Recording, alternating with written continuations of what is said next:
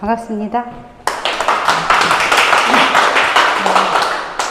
이제 여러 번 뵈서 저도 이렇게 낯이 있고요. 친근하고, 또 보니까 이제 이론 쪽 강의는 제가 마지막 수업이더라고요.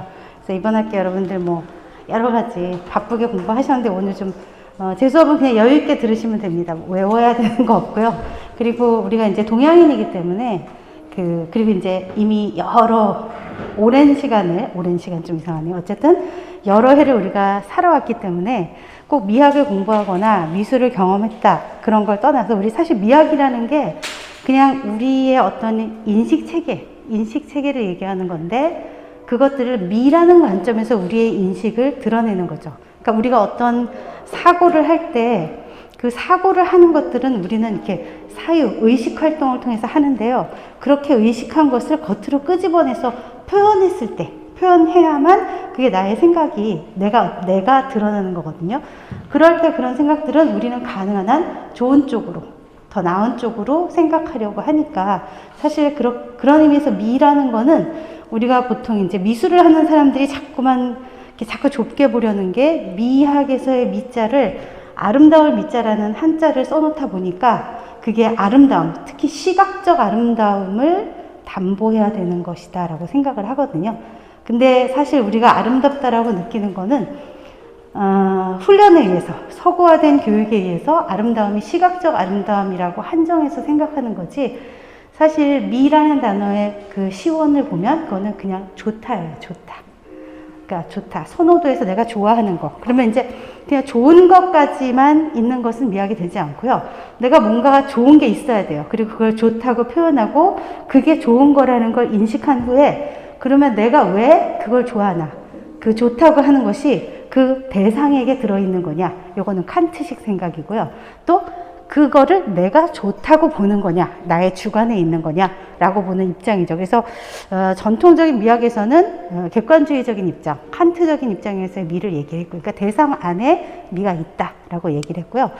이제 전통 사회에서 동양 같으면은 사람들은 얘기하죠. 서양은 객관주의적인 입장이니까 대상에 있고, 동양은 사물이 아니라 우리 그거를 느끼는 내 안에, 나의 주관에 의해서 주관 안에 미가 있는 거다. 그래서 주관주의다라고 얘기하는데, 오늘 제가 이제 전부터 회장님께서 그 동양미학 얘기를 하셨는데요. 사실 동양미학을 공부하려고 하면 한도 끝도 없고요. 그리고 또 막상 동양미학을 공부하려면 또 문헌을 봐야 되거든요. 원어를 읽어야 되는데 그러면 전부 이제 한자로 되어 있어서 뭐 이렇게 짧은 시간에 공부하기는 어렵고, 그래서 제가 동양은 사실 미학이 없습니다. 최근에 와서 이제 중국도 그렇고 우리나라도 그렇고 이제 서구의 학문과 어깨를 나란히 하려는 차원에서 미학이라는 이야기를 하는데요. 전통적으로 동양에서는 미론 아니면 화론, 서화론, 서론 이런 식의 논의가 있었을 뿐인 거죠. 그리고 그런 점에서 봤을 때 어떤 주관주의와 객관주의가 이렇게 잘 어우러져 있는 상태를 얘기하는 게 바로 곽희의 원의 개념이라고 저는 생각을 하고 있기 때문에, 그래서 곽희의 이야기를 할 건데요. 조금 앞에서 동양미학의 전사까지 합해서 좀 편하게 진행을 해 보겠습니다. 우선 이제 우리가 오늘 공부할 내용은 원의 개념과 동양의 산수공간이라는 의미로 시작을 할 건데요. 잠깐만.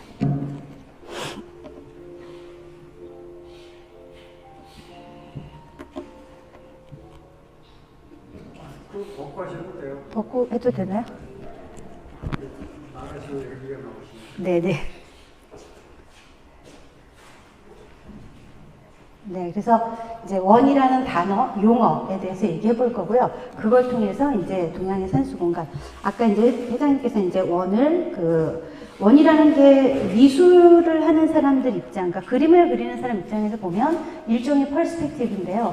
서구에서 얘기하는 퍼스펙티브는 아주 철저하게 객관적인 과학적인 시각이에요. 이 망막의 작용과 그것이, 그러니까 내 외부에 있는 자극이 나의 감각기관인 망막을 통해서 들어오고 자극이 우리한테 수용이 되고 그게 이제 우리의 어떤 신경세포들을 거쳐서 뇌에 가서 어떤 작용을 일으키는 상태, 그거를 퍼스펙티브라고 하는데요. 동양에서는 요거하고는 좀 다른 개념을 얘기하는데 사실 명확하게 그 동양의 퍼스펙티브를 말하는 언급들이 많지 않아요. 단지 이제 곽희가 얘기하는 원의 개혁, 우리 보통 곽희하면 삼원법 이렇게 해서 다 알고 계시거든요. 고원, 심원, 평원. 근데 그렇게 획일적으로 외워버리는 게 아니고 원래는 고원, 심원, 평원이 중요한 게 아니라 원이라는 거를 어떻게 바라보고 있는가라는 면에서 그 동양적인 어떤 인식 방법론의 하나다라고 볼 수 있을 것 같습니다. 먼저 이제 중국의 화론 같은 경우에는요, 크게 보면 세 개의 시기로 나눠요. 물론 전통 화론입니다. 청나라 때까지를 보면 춘추 시대부터 한대에 이를 때 우리가 보통 요 시기를 화론의 어떤 맹학이 싹이 트는 시기다라고 얘기를 하고요. 이 시기에는 주로 그 그림을 그리는 사람들, 서화가나 뭐 이런 사람들이 아니라 사상가들이 주로 이야기를 합니다.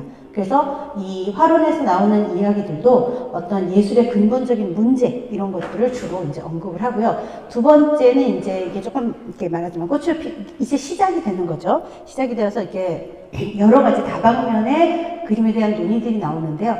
요 시기가 말하자면 그림들이 새로운 그림의 장르나 기법이나 양상들이 막 생겨나는 시기예요. 그래서 이 시기는 주로 서화가 문인들이 이제 그 그림에 대해서, 화론에 대해서 논의를 하는데요.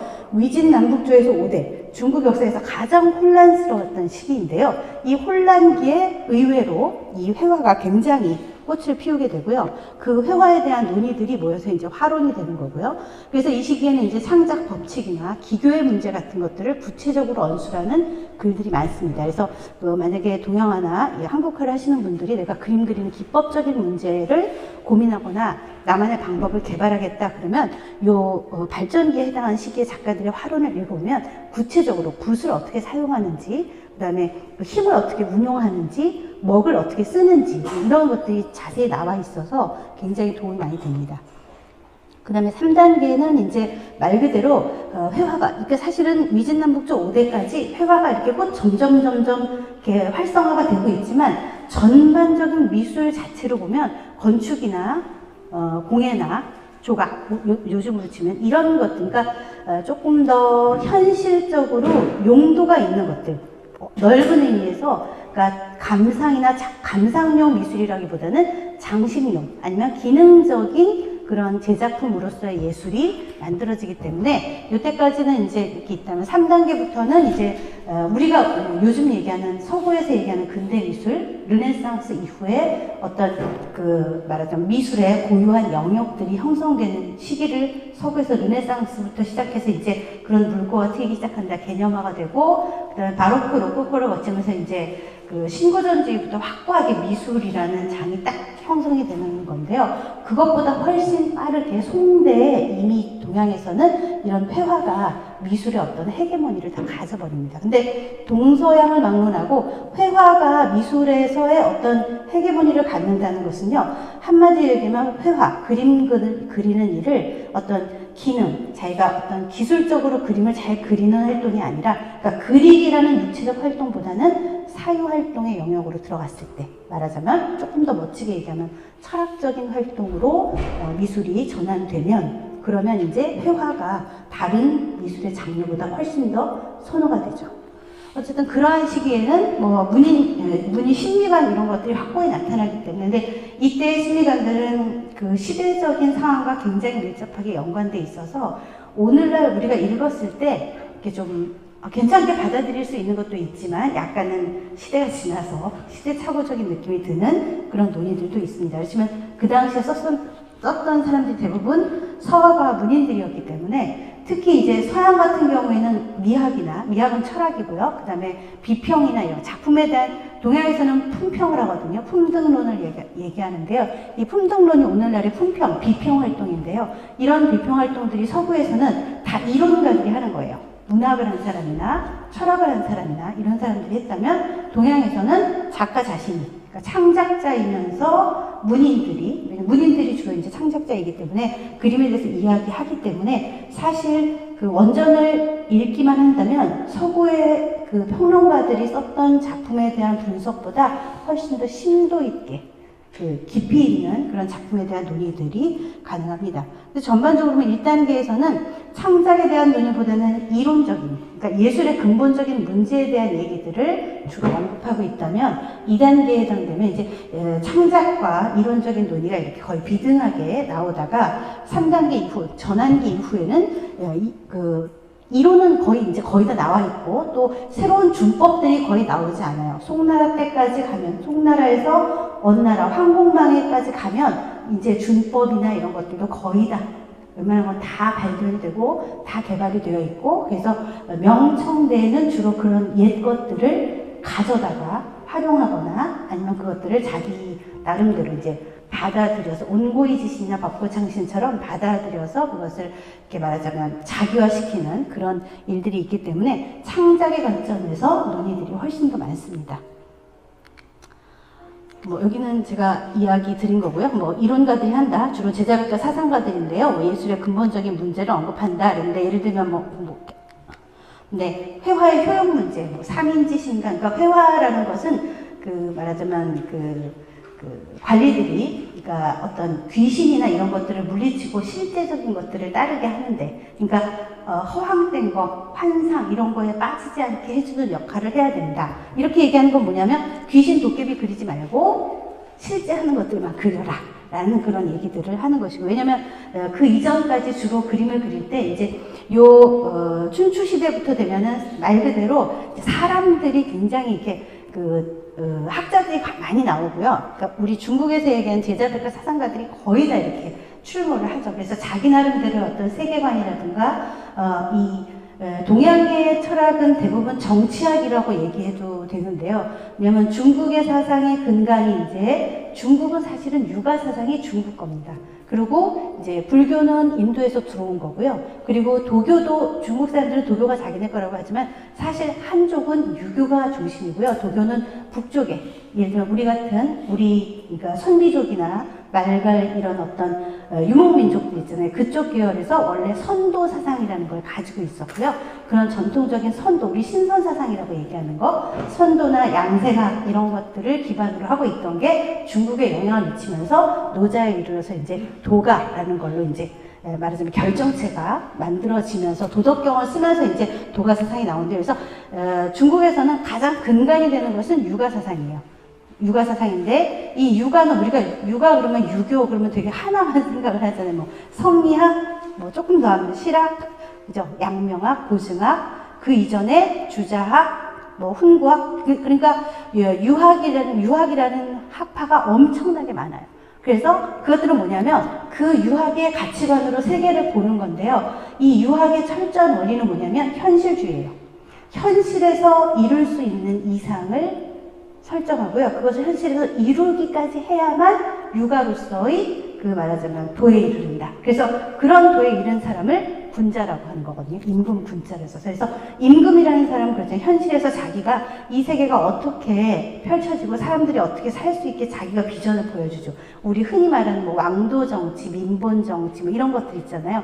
그런 개념들이 그냥 나온 게 아니고 바로 이 유가적인 이상, 나는 이 국가를, 사람들을 내가 어떻게 이끌어서 이 세상이 어떤 세상이 되도록 내가 건설하겠다. 그게 유가 이상이거든요. 그래서 많은 사람들이 어떻게 만들어야 된다. 예를 들면 공자, 맹자 다 있잖아요. 그리고 예를 들면 진시황이 선택했던 건 법가 사상이죠. 법가 사상은, 그리고 이런 것들 속에는 말하자면 품성론, 심성론이라고 하죠. 그래서 근본적으로 인간의 성악설이나 성선설을 기반으로 해서 이런 거죠. 성선설은 사람은 원래 선하고 착하다. 근데 살면서 때가 끼니까 우리가 순수한 상태로 돌아가려면 어떻게 돼요? 거울에 묻은 이렇게 성애를 닦아내면 거울이 선명해져서 보이는 것처럼 살면서 낀 때를 닦아내서 본성을 드러나게 해야 된다.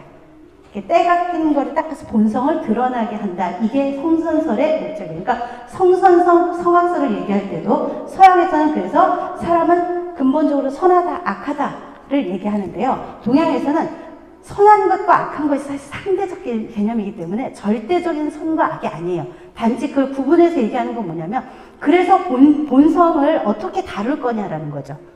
성선설은 닦아내서, 떼낀 걸 닦아내서 본성이 드러나게 하는 거고요. 성악설은 사람은 원래 좀 악한 면이 있어. 왜? 아주 이기적이고, 자기중심적이고, 그리고 또 욕망이라는 게 있잖아요, 우리가. 요즘 하는 욕망이, 옛날엔 욕망이라는 단어를 쓰진 않았지만, 어쨌든, 유교에서도 불교에서는 습이라고 유교에서 뭐 한 단어가 있는데, 어쨌든 그 성정이라는 것에 악한 부분이 있다라는 거예요. 근데 그 악한 부분을 잘 누르고 발현되지 않도록 잘 눌러주면 된다라는 게 성악설. 그러니까 성선설을 따르든 성악설을 따르든 그렇게 해서 결국 궁극적인 목적은 뭐냐면 좋은 사람으로 잘 사는 거예요. 근데 그 좋은 사람으로서 잘 사는 거는 자기의 본성을 자기가 얼마나 잘 발현시키거나 잘 제어하거나 하는 자기 수행을 하는 과정들이 육아에서 얘기하는 거고요. 그래서 자기 하나 몸을 잘 다루게 되면 그 다음에 그게 세상, 자기만 잘 돼서 자기 혼자 득도하고 끝나는 게 아니고요. 세상에 나가서 세상이 다 그렇게 되도록 기여하는 데까지 가야만 인간이 태어난 이유가 있다는 거예요. 그러니까 동양에서는 처음부터 이 철학이나 사회라는 것은 정치학하고 연결될 수밖에 없는 게 개인에게 국한되는 문제가 아니라 바로 그것이 그 전체 사회로 이렇게 다시 확산돼서 나아가야 하기 때문이거든요. 그런 면에서 볼 때 회화라는 건 어떤 역할을 해야 되느냐라고 하면 사람들이 헛된 망상이나 이런 것들을 쫓아가지 않게. 근데 왜 그랬냐면 이 시기에는 춘추 시대에는 이제 많은 육아 사상들이 이제 나오면서 그 사람들이 현실에 눈을 돌리고 현실에 대해서 바라보고 현실을 어떻게 우리가 살아갈 거냐라는 문제를 얘기해요. 그러니까 현실을 보라는 거죠. 그 얘기는 뭐냐면 아직까지 사람들이 현실을 보지 못한다는 얘기예요. 그러면 어떤 걸 꾸냐? 사람들은 꿈을 꾸는 거죠. 뭘 꾸냐 하면 중국 사람들은 사망호제 시절을 꿈꾼 거예요. 언젠가는 그 배부르고 등 따시고 노래하고 춤추고 물고기 잡고 노는 그런 시절을 꿈꾸는 거예요. 그게 말하자면 일종의 유토피아죠. 근데 그러한 것을 꿈꾸다 보니까 자꾸만 그런 뭐 요항제, 순항제, 무항 이런 사람들을 막 그려놓는 거예요. 그리고 그 사람들을 따르겠다라고 하는데 많은 사람들이 얘기하는 거죠. 아니 그 사람들이 진짜 있었는지 그리고 어떤 모습인지 알지도 보지도 못했는데 그것을 그려서 현실이 아닌 다른 곳에 자꾸 가게 하면 오히려 현실을 왜곡시킬 수가 있다. 그래서 현실로 돌아와라. 왜냐하면 그만큼 현실이 각박하고 해결해야 될 문제가 많았다는 거죠. 다 전쟁의 소용돌이였잖아요. 그래서 현실적인 쪽으로 눈을 돌리게 하기 위해서 사람들이 현실을 볼 수 있게 하는 거죠. 그래서 현실을 보고 본 거를 기록하고 그걸 다시 보는 방식, 이게 그림이 하는 역할이라는 거에서 회화는 그런 의미에서 필요한 것이다. 그러니까 이 시기에 그리는 그림들은요, 다 뭘 기반으로 하겠어요? 서구식으로 얘기하면 사실주의, 재현적인 것들을 목표로 하고 있는 거죠. 근데 여기에서 사실이나 재현이 서구에서 얘기하는 외형의 사실이 아니라 그 안에 본질, 내면, 그죠? 이런 것들, 정신이라고 하는 것을 본질로 보고 있다라는 거죠. 그 다음에 이제 그러면 예술가는 어떤 태도로 하느냐? 예를 들면 그 도덕경 노자가 쓴 글에 보면은 뭐 행위 반박해서 옷을 다 풀어헤치고 이렇게 다리도 이렇게 풀어헤치고 다 모든 제약을 다 떨쳐버린 상태에서 가장 자유로운 상태에서 어떤 제약도 없는 상태에서 그려야 된다. 그게 노자가 얘기하는 해의 반박, 그 예술가의 그림 그리는 태도예요. 그 얘기는 뭐냐면 그냥 진짜 막 살아라. 취하선 같은 영화에서 그 장면을 패러디해가지고 그 왜 복록방에서 그냥 막 고름도 풀어헤치고 막 이렇게 방탕한 삶을 이렇게 보여주는 건데요. 그것은 아니고요. 말하자면 많은 제약들, 우리가 가지고 있는 앞에 끼어있는 때를 벗게 된다는 것은 그 때가 나쁜 것이 아니라 우리가 여러 사람이 모여 살면서 사회 안에서 이루어지는 제약들, 그죠? 이런 것들을 받아들였는데 그것에 대해서 풀어놓고 본성으로 돌아갈 것을 이제 조금 얘기하는 입장이라는 거죠. 그 다음에 또 노자가 얘기하는 노장 사상은 근본적으로 그 자연으로 돌아가라고 얘기하는 거예요. 그래서 자연이라는 게 본성이라는 개념이기 때문에 인위적인 제약이 있는 것들, 이런 것들을 다 고리를 끊어버리라는 의미에서 이제 그런 표현을 하고 있는 거고요. 그 이외에도 뭐 주로 이제 한 단어의 표현, 한 단어나 짧은 문장으로 된 그런 용어로 얘기를 하죠. 예를 들면 공자 같은 경우에도 미술이나 회화에 대한 얘기를 거의 하지 않아요. 근데 이제 공자가 하는 말 중에 회사후소라는 단어를 쓰죠. 그거는 이제 뭐 다른 걸 쭉 설명하는 건데 사람들이 도가 뭡니까? 하는데 도를 막 설명했는데 잘 못 알아들어요. 어려워가지고. 그러니까 조금 더 쉽게 설명해주고 막 그러다 보니까 사람들한테 그러면 너 그림 그릴 때 그림 그릴 때는 색을 먼저 칠하는 게 아니라 바탕을 먼저, 그러니까 먹이나 선을 그리고 색을 칠하지 말고 바탕에 이렇게, 그러니까 우리 제소 바르듯이 이렇게 바닥을 먼저 메꾼 다음에 그림을 그려야 된다라고 얘기를, 그러니까 딱 알아듣는 거예요. 그게 뭐냐면 그 당시에 이제 그림을 비단에 주로 그렸어요. 그러니까 비단은 결이 있잖아요. 날실, 시실 결이 있으니까 거기다 그냥 바로 그림을 그리면 내가 그린 선으로 나오는 게 아니고 이게 그 섬에 이렇게 먹어 들어가면서 이렇게 십자로 착착착착 갈라지잖아요. 그러니까 내가 그리지 않은 대로 막 의도하지, 그러니까 말하자면 규격화된 거에 맞춰진다는 거예요. 내 원하는 대로 되는 게 아니고, 그러니까 정확한 형태도 그려지지 않고 색도 정확하게 남을 수 없기 때문에 바닥을 다져서 바닥을 칠한 다음에 그 위에다가 그림을 그리든 색을 칠해라 라고 하니까 사람들이 기가 막히게 알아듣더라는 거예요. 근데 우리는 지금 이 얘기를 해주면은 이렇게 한국화전공 학생들한테 가서도 그 회사 후소를 얘기하면 악여반을 수하라는 거예요. 뭐 이런 정도로 알아듣거나, 아니면 서양하는 친구들은 제스 얘기하면 알아듣지만 뭐 그렇게 그게 중요한가? 그게 뭐지? 이렇게 얘기하는데요. 세상의 모든 것은 그 비단의 결을 내가 비단이라는 대상의 결과 내가 그 물감이라는 재질의 속성, 먹의 속성을 알고 그것들이 어떻게 작용할지를 알고 그걸 내가 통제해야 된다는 거예요. 그죠? 그러니까 물성과 나의 의도를 정확히 알아서 그것들을 잘 조화롭게 했을 때 원하는 결과를 만들어낼 수 있다라는 얘기고요. 그걸 그 당시 사람들은 그냥 장사하는 사람들이 와서 맨날 공자님한테 그 공자님 그 용돈 드리려고 모여서 그냥 밥 먹고 수업 듣고 그런 사람들이 반이고 나머지 공부하는 사람 반이었는데, 그런데 그 사람들도 그 회사 후소라는 말을 금방 알아들어서 이 말은 뭐냐면 그림을 그리기 위한 미에 대한 어떤 얘기를 했다기보다 이 그림 그리는 일이 도 닦는 일과 같다라고 이제 볼 수 있는, 그러니까 이런 것들을 통해서 사람들은 어떻게 생각하냐면 그림 그리는 일들이 순리에 따르는 일이구나. 그럼 순리를 따르는 것, 수행의 방편으로 그림이 앞으로 사용이 되겠구나라는 것을 암시하는 거라고 볼 수 있죠. 어쨌든 이 시기에는 이런 얘기들을 여기다 해야 되는군요. 그리고 이제 이때는 그림이 좀 남아있질 않아요. 그리고 이제 그림 대신 화상전이라고 해서 그러니까 벽돌을 구웠는데요. 그럴 때 이제 장식하면서 이렇게 여러 가지 장면들을 그려놓은 거죠. 제가 이따 이제 공간 얘기할 건데, 초창기에는 이렇게 그냥, 어떤 나열식으로, 그죠? 나열식이고요. 이 중에 어떤 게 위아래 상하 개념도 별로 없이 내가 넣어야 될 것들을 그냥 갖다 놓은 입장이고, 여기에 보면은 그림, 여기에 크기의 차이가 좀 있잖아요. 이건가? 안 보이네. 네, 크기의 차이들이 있는 건요, 더 중요도에 따라서 중요한 건 크게, 사람이든 기물이든 중요한 건 크게, 중요하지 않은 건 작게, 이런 식의 표현들을 하고 있죠. 여기는 이제 아까보다는 조금 더 어떤 풍광 같은 개념이잖아요. 사냥하는 장면인데요. 보면은 물고기하고 새가 날아가는 것들, 아주 기초적인 원근 개념은 이미 있었던 거예요. 그래서 새가 날아가는 모습을 이렇게 사선으로 이렇게 해서 이렇게 깊이, 공간의 깊이를 표현은 하죠. 그렇지만 이런 공간감은, 그러니까 어떤 대상 하나하나씩 이렇게 포커싱이 되는 거지, 화면 전체를 하나의 그 전체적인 세계로 인식하는 거는 아직 없다라고 볼 수 있습니다. 어쨌든 이런 식의 공간 개념들이 표현되어 있는 걸 볼 수 있고요.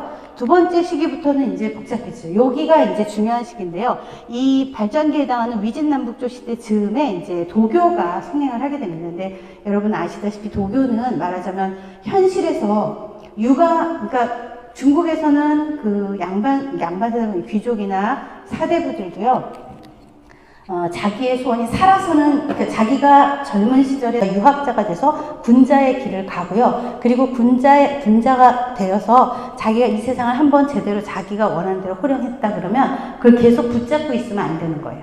그래서 중국에서는 선의 개념이 굉장히 많았어요. 우리는 왕이 이렇게 돌아가셔야만 그 왕위를 물려줬잖아요. 근데 중국에서는 원래 내가 어느 만큼 하고 나면 이게 물려주고 가는 거예요. 그러니까 뒷방으로 빠져줘야 되는 거죠. 근데 그럴 때 그냥 뒷방에 가 있는 게 아니고요, 완전히 정치에서 빠져버리는 거예요. 그래서 어디로 가냐면 산으로 가요. 그래서 그때는 살아서는 자기가 육아적인 태도로 이 세상을 한번 운영을 하고, 그 다음에 나이가 들면, 그걸 하고 나면, 그 다음에는 도가적인 사회로 전환하는 거예요. 그래서 어떻게 돼요? 산속으로 들어가죠. 근데 되게 재밌는 게 도가에서 얘기하는 게 특징이 뭐냐면 불로불사예요. 늙지도 않고 죽지도 않는 거.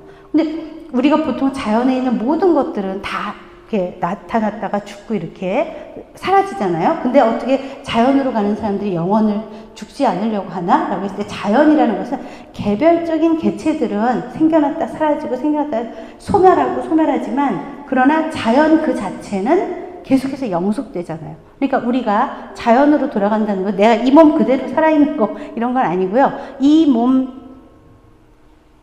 몸에서 어떤 식으로 변화를 할 수도 있고 뭐 목표는 더 많은 꿈을 꾸는 사람들은 이 몸 그대로 늙지도 죽지도 않는 것을 꿈꾸긴 하죠. 그러니까 진시황 같은 경우에도 자기가 그 불로초를 찾아서 우리 금강산까지 사람을 보냈다고 하잖아요. 오늘날 우리가 얘기하는 영지버섯을 그때 당시 불로초라고 알고 있었다라고 이제 기록에도 있고 그래서 그런 거를 추구했다는 얘기는 자기가 어떤 그 도가적인 그런 삶으로 나아가려고 그리고 그 이상을 담은 게 바로 진시황의 능이에요. 살아있는 동안 무덤을 다 만들었잖아요. 현실에서 자기가 정체에 손을 놓으면 그 다음에 그곳에 가서 사는 거죠. 거기는 삶과 죽음의 경계가 없는 거예요. 자연이라는 건 삶과 죽음의 경계가 따로 있어서 자연에는 살아있는 것만 있고 죽은 것은 없다 이게 아니에요. 삶과 죽음이 공존하는 상태까지로 받아들이고 있는 거죠. 어쨌든 그러면서 이제 도교가 발달하면서 이 도교는 철학적으로는 그런 얘기지만 근데 중요한 건 뭐냐면 실제 현실 속에서는 현실에서 세금 내기 어렵고 그러니까 말하면 전쟁도 너무 많고 세금도 너무 많고 그러니까 먹고 살기 힘들어서 도망가는 거예요. 관리들이 힘이 닿지 않는 그런 곳으로 도망을 가죠. 그러다 보니까 도시 사람들이 모여 사는 곳에서 조금이라도 더 멀리 가다 보니까 산속으로 들어가게 되는 거고요. 그러면서 이제 사람들이 원래 동양도 그렇고 서양도 그렇고 이 산이라는 곳은 사람이 사는 곳이 아니에요.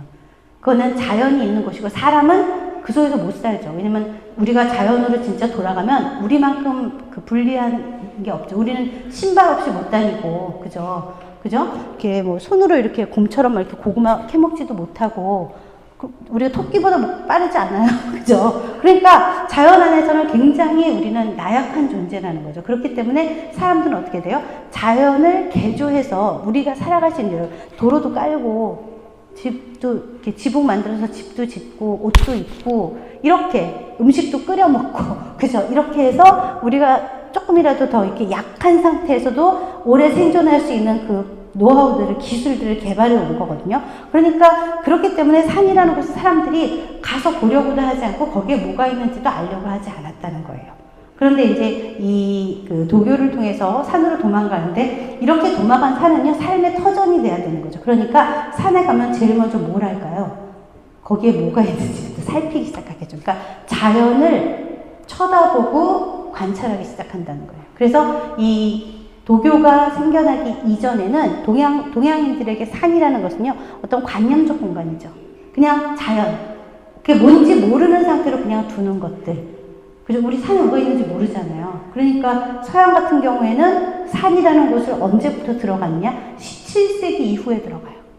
그 이전에는 못 들어가요. 이제 인간이 자연을 개조할 수 있다고 생각할 때 목축을 위해서 조금씩 파고 들어가면서 근데도 엄청 무서워했잖아요. 그러니까 서양 영화들 같은 거 보면 순 마녀 나오는 거 다 산속에 가면 마녀 있고 이러잖아요. 마녀라는 존재는 우리가 그 존재의 특징되어서 알 수 없는 단지 우리를 두렵게 만드는 존재일 뿐이잖아요. 그래서 그런 많은 이야기들이 생겨나는 게 산이라는 게 그렇게 두렵고 알 수 없는 공간, 그 부지의 공간이라고 되어 있는 거죠. 그런데 이 도교를 통해서 이제 사람들이 산에 가게 되고요. 산으로 가면서 인간이 자연과 합일할 수 있다. 인간이 자연의 일부라는 것을 받아들이는 쪽으로 인식이 생긴 거죠. 그 이전까지는 어때요? 자연은 인간이 극복하고 피하고 숨어서 나를 두렵게 하는 고통과 그 두려움의 대상이었다면 이제는 자연 속에서 인간이 살아갈 수 있는 내가 자연의 일부가 되지 않으면 자연을 바꿀 수는 없었잖아요. 그러니까 내가 자연의 일부가 되어야 된다. 그러니까 자연이라는 것을 보기 시작하고요. 그러면서 서서히 사람들이 자연을 보니까 뭐 새도 있고요. 노래도 들리고 새소리도 들리고 물도 흐르고 그러면서 이 자연의 아름다움을 시로 짓게 됩니다. 그래서 도교가 생겨나고 사람들이 산이라는 지역을 삶의 터전으로까지 확장해 가면서 여기에서 이제 처음에 산수시라는 게 먼저 나와요. 그래서 산수 자연의 아름다움을 노래해요. 유리왕의 시에도 저 새 두 마리가 같이 짝을 지어서 노래하는데 나만 짝이 없네 외로워 뭐 이런 것처럼 어느 산에 가니까 산이 높고 물이 어떻고 바위가 어떻고 이러면서 그 산의 전경들 이 산에 가니까 이 산은 어떤 게 멋져 이런 것들을 시로 짓는 거죠. 그러면 그 시를 그 산에 가서 본 사람이 그 시를 짓고요. 그리고 돌아와서 그 시를 노래하는 거예요. 그러면 사람들은 그 시를 듣고 그 산은 어떻게 돼요? 아직 가보지 못한 사람이 상상하는 거죠. 이미지네이션, 이미지가 생기는 거예요. 이미지가 뭐예요? 회화잖아요. 결국은. 그죠? 그러니까 자연스럽게 그런 걸 그리게 되고, 그러면서 점진적으로, 그러니까 산수 시를 듣고 떠오르는 심상을 그림으로 그려요. 그래서, 중국에서는, 화중유시, 시중유화라는 말이 있어요. 화중유시.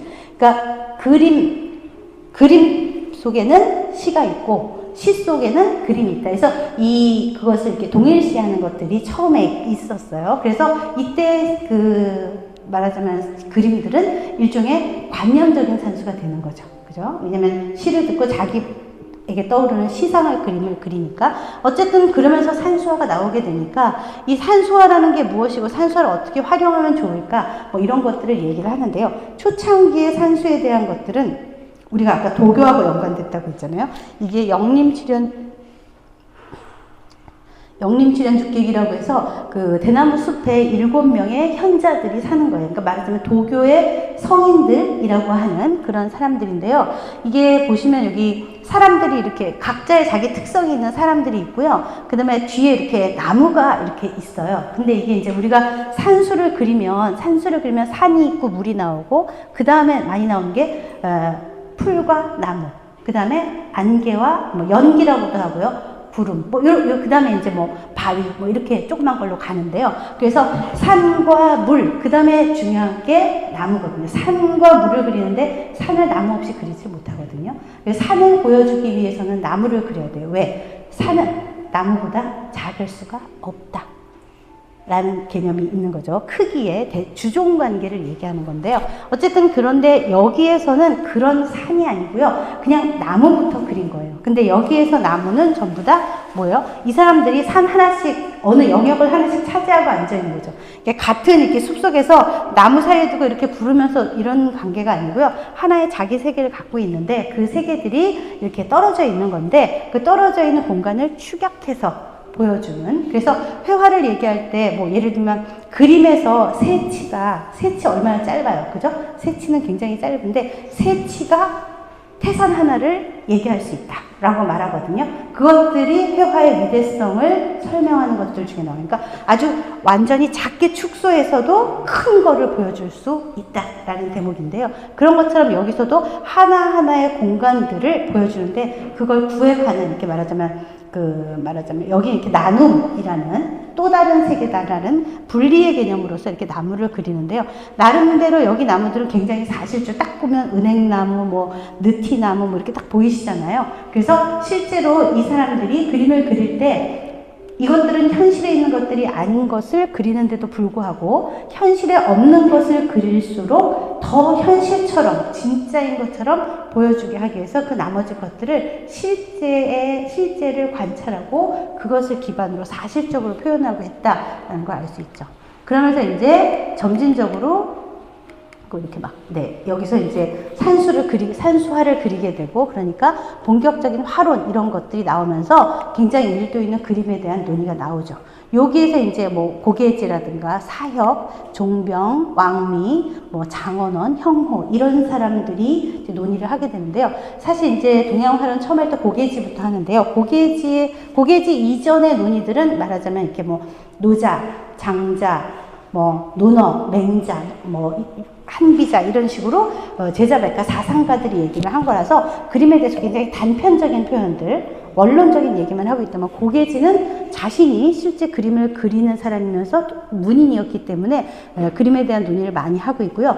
이 사람들이 사실 그리는 그림들은요, 고계지나 사혁은 사혁하면 여러분들이 많이 아시죠? 사혁의 화론육법 아니면 화육법, 그래서 우리 제일 많이 나오는 기운생동, 골법, 용필 이렇게 쭉 나오는 거 있잖아요. 그 화육법을 얘기하는데 이런 것들은 다 뭘 기준으로 한 거냐면 사실은 인물화에 대한 논의를 한 거예요.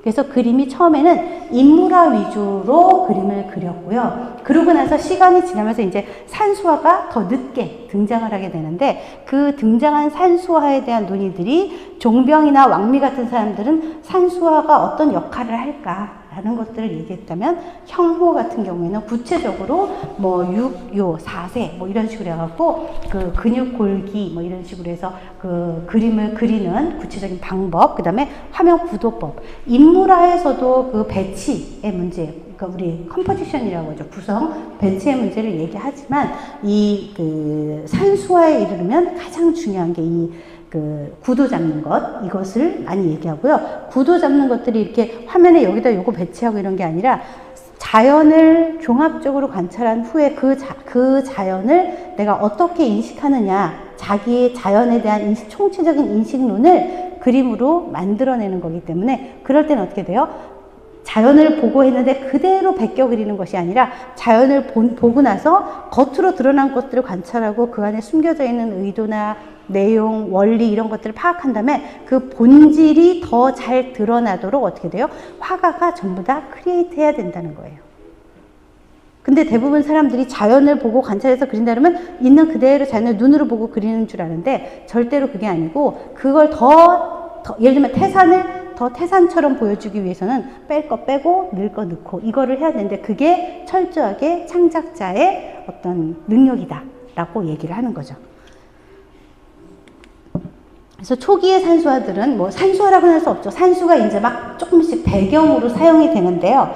여기 이제 고개지가 그린 낙신부도라는 그림인데요. 낙신부라는 그림이 낙신부에 있는 그림인데 낙신부는 여기서 부라는 것은 일종의 문학 장르예요. 그래서 우리 산문시처럼 이렇게 5원절구나 7원절구처럼 딱 글자 수를 맞추는 게 아니고요. 약간 길게 풀어쓰는 산문시 같은 게 나오는데요. 일종의 약간의 시보다는 산문이니까 조금 스토리가 있는 것들이 되잖아요. 그래서 낙신이라는 지역에서 이루어지는 그 남녀의 그 꿈속에서 이루어질 것 같은 그 환상적인 사랑 이야기를 이제 글로 문학 작품을 쓴 건데 그 작품을 읽고 그 장면들을 고개지가 그림으로 만들어낸 거예요. 그래서 그 문학 작품보다 지금은 고개지의 그림이 더 유명해졌는데요. 지금 보시는 것처럼 이제 산이 있죠. 이렇게 산도 있고요. 이건가? 네, 이렇게 산도 있고 나무도 있고 그죠? 뭐 물결도 있고요. 이렇게 다 있는데 이것들이 전부 다 뭐냐면 이렇게 하나의 장면이 아니고요. 요거 하나 장면, 요거 한 장면, 요거 한 장면, 이게 다 다른 스토리의 다른 장면들, 우리가 드라마 화면 전환하듯이 다 다른 것들이라는 거예요. 그래서 이게 두루마리, 이게 제가 이렇게 보여드렸는데요. 사실은 두루마리로 쭉 이어져 있는 그림이에요. 이렇게. 그래서 쭉 옆으로 이어진 그림인데, 이렇게 쭉 이어진 그림이니까 어떻게 보냐면, 이렇게 피면서 이렇게 돌리면서 이쪽은 열고 이쪽은 말면서 이렇게 쑥 보는 거예요. 그러니까 롤 스크린 개념으로 이렇게 스토리보드, 영화 보듯이 쭉 보는 거예요. 그러니까 그 글을 읽는 것보다 훨씬 더 실제적으로 내가 이 장면 속의 주인공이 되는 것처럼 느낄 수 있는 아주 새로운 그런 장르를 만들어낸 건데요. 근데 어쨌든 이야기를 그리는데 스토리가 쭉 이어지는 건 아니고 중요한 장면들만을 그리게 되니까 그 장면의 구분을 하기 위해서 이렇게 산이나, 왜냐면 낙신이라는 지역이 이렇게 산도 있고 나무도 있는 곳이니까 촬영장 이쪽에서 찍고 저쪽에서 찍듯이 그런 개념으로 해서 진짜 산수를 그린 것이 아니라, 그래서 물이 별로 없어요. 낙신이라는 지역이 물이 많은 곳인데, 그래서 용도 나오고 막 이러는데도 물 그림은 많지 않고요. 보시는 것처럼 산이나 나무, 근데 산보다 나무가 더 큰 경우도 굉장히 많아요. 그러니까 이런 것들은 이후에 형호나 특히 곽희에 이르르면 나오지 않는 방법이에요. 그러니까 아직은 자연을 이렇게 전체적이고 유기적인 상태로 보지 못하고 그냥 이렇게 눈에 보이는 대로 요만큼씩 잘라서 보는 그런 입장이라는 게 이런 그림들을 통해서 나타나고 있는 거죠. 그러다가 이제 북송 시대가 되면 북송이라는 나라는 원래 송나라가 있고요. 송나라가 있는데 그다음에 그 금나라가 내려와서 송나라의 북쪽을 점령을 하죠. 중국의 북쪽을 점령을 해서 송나라가 남쪽으로 밀려나면서 남송이라고 부르게 돼요. 그래서 이 남송과 구분하기 위해서 원래 있었던 송나라를 북송이라고 부르는데요. 현재 중국에서 이 북송이라는 단어를 굉장히 싫어해요. 그냥 금나라도 중국이니까 그냥 송이다 이렇게 얘기를 하는데, 우리는 이제 역사적으로 이렇게 배웠습니다. 그래서 한 10세기에서 11세기 전반까지의 시기를 북송시기라고 하는데요. 이 시기는 송나라가 건립이 되고 나니까 이 중국이 그동안에 있었던 많은 혼란기를 거치고 나서 굉장히 체제가 안정적으로 돼요. 그래서 먹고 사는 게 좋아지고요. 그리고 이 송나라의 뭐 휘종을 비롯한 여러 황제들이 문예를 지능해요. 그러니까 그 얘기는 이제 생활이 안정되고 전쟁도 좀 한 20, 30년 이상 없는 상태가 유지가 되고, 이렇게 되다 보니까 사람들이 좀 이렇게 삶의 질도 높이려고 하고, 그리고 황실에서도 문예를 지능하는데요. 그러다 보니까 보세요. 현실의 삶이 아주 만족스럽고 좋아요. 그러니까 이상적인 것이나 허황된 것을 그리기보다는 내가 지금 살고 있는 현실이 얼마나 좋은가를 기록으로 남기게 되겠죠. 그래서 현실에 대한 만족감이 사실주의적인 태도를 강화시킵니다. 그래서 그림도 음악도 문학에서도 현실의 얘기, 그러니까 송나라 시대의 시들은요, 초창기 북송 시대의 시들은 대부분 다 정치적인 시예요. 현실의 문제를 드러내는 그런 시들을 쓴다면, 이제 북쪽에서 오랑캐가 내려오고 금나라가 세워지고 남송으로 찌그러지면서 이제 압박을 받기 시작하니까, 그때부터는 그 압박감, 그 서정적인 그런 것들을 다루는 쪽으로 이게 바뀌게 됩니다. 근데 어쨌든 북송 시기에는 화원이나 황실에서 굉장히 문예를 많이 이렇게 후원하고 진흥을 해주게 되기 때문에요. 이 시기에는 그리고 또 이제 이런 송나라는 관료주의 사회잖아요. 황제가 있긴 있지만 기본적으로 관료가 통치하는 사회로 바뀐 거죠. 이 송나라 이전에 당나라나 뭐 이런 쪽은요, 귀족 사회예요. 그러니까 신분에 따라서 상류층을 유지하는 입장이라면, 이 송나라부터는 전문가, 그러니까 관료라는 전문가 집단이 국가를 통치하는 그런 시스템으로 바뀌게 되기 때문에, 그런 어떤 사대부 계층들이 그 사회의 어떤 주 계층으로 형성이 되고요. 그들을 중심으로 하는 새로운 취향들이 만들어지면서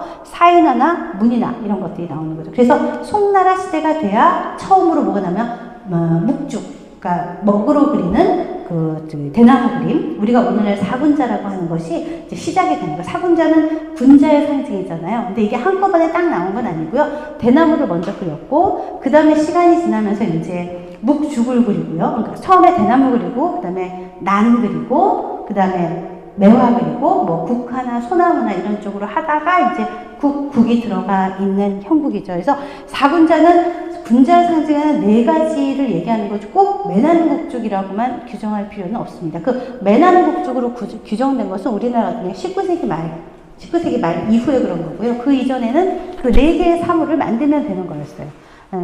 어쨌든 그러면서 이 문인 취향의 그림들이 나오니까 당연히 이제부터는 어떻게 돼요? 좀 전에 제가 보여드린 산수는 다 채색 산수죠. 청록산수라고 하는, 왜? 산이라는 거를 실제로 관찰해서 그리잖아요. 그러니까 산은 다 녹색이잖아요. 푸른색이죠. 그래서 자연에는 녹색, 푸른색들이 있잖아요. 청록이 있는 거죠. 그래서 청록을 다 담는 식의 그림들을 그리는 거예요. 근데 이제 북송 시기가 되면 어떤 사회 전반적인 취향이 그 문화의 소비자들이 생산자이자 소비자가 문인 계층으로 바뀌면서 그들의 취향에 맞는 수묵화 쪽으로 나오게 되고요. 그러면서 산수화가 크게 발달하는 거죠. 처음에 산수화는 도교를 기반으로 해서, 도교가 가지고 있는 자연이라는 개념을 기반으로 해서 산수가 시작돼요. 그래서 대부분 그냥 산수 이렇게 하는, 산수자연이란 말을 굉장히 많이 썼었어요. 그러다가 이제 문인들 취향이 생기면서부터 이제 자연이라는 것은요, 실제로 우리가 눈으로 마주보는 자연이 아니라 우리 인식공간, 세계관 뭐 이런 것들이 되기 때문에 이제 조금 더 말하자면 사유적인 그런 태도를 갖게 되고, 그러니까 어떻게 되겠어요? 우리의 인식 안에서 있는 거니까 굳이 말초적인 자극, 감각적인 것으로부터 멀어질수록 정신의 영역에 가까워지겠죠. 그러니까 말초적인 자극을 가져오는 요소들을 그림에서 빼는 거예요. 그게 첫 번째가 이제 색을 빼는 거죠. 그래서 수묵산수를 그리게 되는 겁니다. 그래서 어쨌든 이 시기에는 뭐 이렇게 그래서 여기 보시면 파묵, 발묵, 주부, 그러니까 먹으로 하는, 색을 빼버리니까 먹의 그런 어떤 기교가 훨씬 더 많이 필요하겠죠? 여기서 나오는 이론이 먹은 만색이다라는 그런 논의가 나오죠. 뭐 예전에 우리 어떤 드라마에 보니까 그 여자 화공이 이렇게 그림 대회 하는데 누가 이렇게 계략 음모를 얘 나쁘게 하려고 물감을 나쁜 걸 갖다 놔갖고 그림 망치게 만들었는데, 그러니까 그걸 딱 알고 색을 안 쓰고 먹으로만 그려가지고 승부를 딱 던지는 그런 장면이 나오더라고요. 그러면서 그때 이제 딱 나오는 거죠. 먹으로 세상의 모든 것을 표현할 수 있다. 근데 사람들이 생각하죠. 아니 먹으로 빨간 앵두를 그릴 수 있어? 여러분 먹으로 빨간 앵두 그릴 수 있어요? 있어야 됩니다. 왜? 빨간 앵두의 본질을 그리는 거지 빨간색을 그리는 게 아니라는 거예요. 우리가 빨간 앵두 그러면 그거는 어떻게 느껴질까요? 작고 탱글탱글하고 속이 꽉 차면서 씹으면 탁 떨어질 것 같은 그 과육미 아니에요? 그 느낌을 살려주면 되는 거라는 거예요. 그러니까 굳이 색으로 안 해도 할 수 있는 단계까지 가야 된다 라고 얘기하는 거죠. 그리고 그런 것들은 다 본질이니까 감각적인 걸 뺀다는 의미에서 일부러 그렇게 얘기를 하죠. 그러다 보니까 먹을 사용하는 묵법이 굉장히 많이 발달하게 되고요. 그리고 또 여기 나오나요? 네, 요 앞에 빠졌는데 황실이나 화원에서 후원하면서 우리 오늘 논의학은 조금 다르지만 이 송나라식의 화조화가 급부상을 해요. 화조, 영모, 그 중에서도 화조. 화조는 꽃과 새잖아요. 그죠? 꽃과 새예요. 근데 이 꽃과 새는 뭐예요? 왜냐면 영모화를 그린다면 동물 그리잖아요. 호랑이 하나, 우리나라에서 호랑이, 소나무 그리고 이렇게 하지만 원래는 호랑이, 개, 말, 양 이런 거 그린 거거든요. 그러면 그 대상만 하나 딱 있어요. 근데 화조를 그리면 어떻게 되면 꽃과 새니까 서로 뭐예요? 상응, 조응을 한다는 거예요. 그죠? 새는 그 꽃이라는 그 나무에 피는 꽃이니까 그 나뭇가지가 있어야 새가 살 수 있고요. 또 꽃은 새가 와서 씨앗을 옮겨줘야 열매를 맺고 또 생명을 유지하죠. 그래서 서로가 서로를 살려주는 상생의 이렇게 말하자면 이렇게 연쇄고리로 연결되어 있다는 거죠. 그래서 그냥 영모화를 그리는 것보다 화조화를 그리는 것을 훨씬 더 이렇게 좋은 것으로 그려야 되는 것으로 하는 건 뭐냐면 말하자면 자연에 있는 것을 대상으로 하나하나 따져서 보더라도 그 상응 관계를 만들어서 우리가 동양인이 갖고 있는 어떤 상대성 이것들이 충분히 반영되도록, 다른 말로 하면 음양의 이치가 함께 음양이 공존할 수 있는 상태로 만들어줘야 그게 영원한 생명력을 갖는다라고 생각하기 때문에 화조를 그리게 되고요. 그래서 화조를 굉장히 많이 이제 그림을 그립니다. 그리고 그러면서 이제 이런 그림들이 발달하게 되니까, 그리고 화원들이 있다고 했죠. 화원이 있다는 얘기는 뭐냐면 그림 그리는 기능이 뛰어난, 훈련받을 수 있고 연습이 되고 또 그림을 그릴 수 있는 여러 가지 조건들이 많아지니까 그림을 그리는 화가들이 일단 많아지고요. 그리고 화가가 그림을 그릴 수 있는 경우의 수도 많아지는 거죠. 그러다 보니까 그 이전에 있었던 어떤 여러 가지 그림, 그 중에서도 산수화를 이제 송나라가 국력도 부유하니까 그런 어떤 송나라의 어떤 하나 체계를 만든다라고 해서 나오는 게 이제 거비파 산수화라는 게 나옵니다. 원래 중국에는요, 북방산수와 남방산수, 이거는 이제 남북론으로 얘기하는 건 동기창 같은 사람, 조금 이렇게 사대적인 입장에서 남쪽이 좋은 거고 북쪽은 조금 저것도 오랑캐야. 근데 오랑캐라고 밀어내려니까 중국이 찌그러드니까 하나의 중국으로 다 섞으려니까 남북 이렇게 해서 얘기하는데, 그 남북이라는 말이 딱 나왔을 땐 남이 원류고 한족의 문화가 원류고 나머지는 뭐다? 이렇게 주변부적인 것이다 라는 그런 개념들을 가지고 깔고 가는 건데요. 원래 처음에는 남북종이라고 하지 않고요. 북쪽에는 이제 거비파 산수, 남쪽에는 강남산수. 거비파는 뭐냐면 큰 산. 왜냐면 그 지역이, 산수라는 것은 산에 가서 보고 그 산을 그리는 거잖아요. 자기들이 있는 지역의 산이 워낙 큰 바위산들 위주로 되어 있기 때문에 그런 바위산을 그리는 거고요. 남쪽 지방은 주로 이렇게 큰 산이 있어도 쭉 강으로, 하류가 넓어서 이렇게 쭉 펼쳐지는 그런 게 때문에 횡으로 옆으로 길게 늘어지는 파노라마식의 그런 산수를 그리게 됩니다. 그러니까 그런 어떤 그 자연 환경적인 입장에서 그 두 개의 양식들이 나오는데요. 우리가 오늘 얘기하는 곽기는 기본적으로 화복산수라고 하는, 화라는 것은 양쯔강, 황허강이라는 두 개의 강, 중국 문화의 원류잖아요. 북쪽이라는 얘기죠. 화북, 화남 이렇게 나눈 거였어요. 북과 강남. 근데 그쪽 북방계 산수화였지만 남방계 산수화가 가지고 있는 특징들을 결합해서 말하자면 하나의 종합을 이루고 있다라는 점에서 곽희를 대단한 화가로 보는 거고요. 그리고 이러한 곽희의 산수화관, 그러니까 그냥 그림만 그린 게 아니라 자기가 그림이라는 게 왜 산수화에 그려야 되느냐. 송대에 이르러서 북송 그리고 남송까지 이어지면서 송대에 이르러서 왜 산수를 많이 그리는가 화가들이 라는 것들을 곽희가 기록으로 남겨놓은 거예요. 그래서 곽희는 그냥 물론 곽희가 쓴 거는 곽희 혼자의 생각은 아니고요. 그 이전부터 있어왔던 생각들 그리고 그것들을 자기가 종합해서 글로 남겨놓은 거죠. 많은 사람들이 그런 논의를 했을 텐데 이제 그걸 글로 구체적으로 남겨놓은 거죠. 그래서 곽희는 거비파 산수화라는 것들이 하나의 중국 산수화의 대관을 형성하는데 어떤 칸트 같은 역할, 종합해서 새로운 데로 나아갈 수 있는 어떤 그 기준점이 됐다라고 볼 수 있기 때문에 우리가 곽희를 주목하죠. 이게 이제 송나라시, 북송 시기의 산수화들이에요. 아까 곽희의 고개지의 그림하고는 다르게 어떤 산수의 비전들이 있긴 있죠. 그죠? 그런데 이렇게 색을 많이 칠하고 이것들은 다 뭐냐면 나중에 이제 곽희가 이렇게 있는 그대로 그리니까 꼭 청록 색을 칠했다가 아니라 자연을 있는 그대로 그리는 것과 자연의 진수, 정수를 뽑아서 내가 정수가 되도록 그리는 것 사이에 차이가 뭐냐라고 사람들이 물어보니까 만약에 내가 눈에 보이는 대로 있는 걸 그대로 그린다면 그건 지도지. 그림이 아니지 않느냐. 우리는 지도를 만드는 것이 아니라 그 산을, 그 자연을 내가 온전하게 이 안에다 옮겨 놓는 것이기 때문에 내가 이 산을 다 보고 나서 그 산의 정수를 캐치한 후에야 만들 수 있다. 그러니까 산을 안 보고 내가 태산은 이럴 것이다 라고 관념으로는 절대로 그릴 수 없는 거고요. 그리고 동시에 산이라는 대상, 객관 대상이 있지만 객관 대상 자체가 오는 것이 아니라 그것을 내 안에 받아들여서 내 안에서 정수를 파악한 상태에서 나온다는 거예요.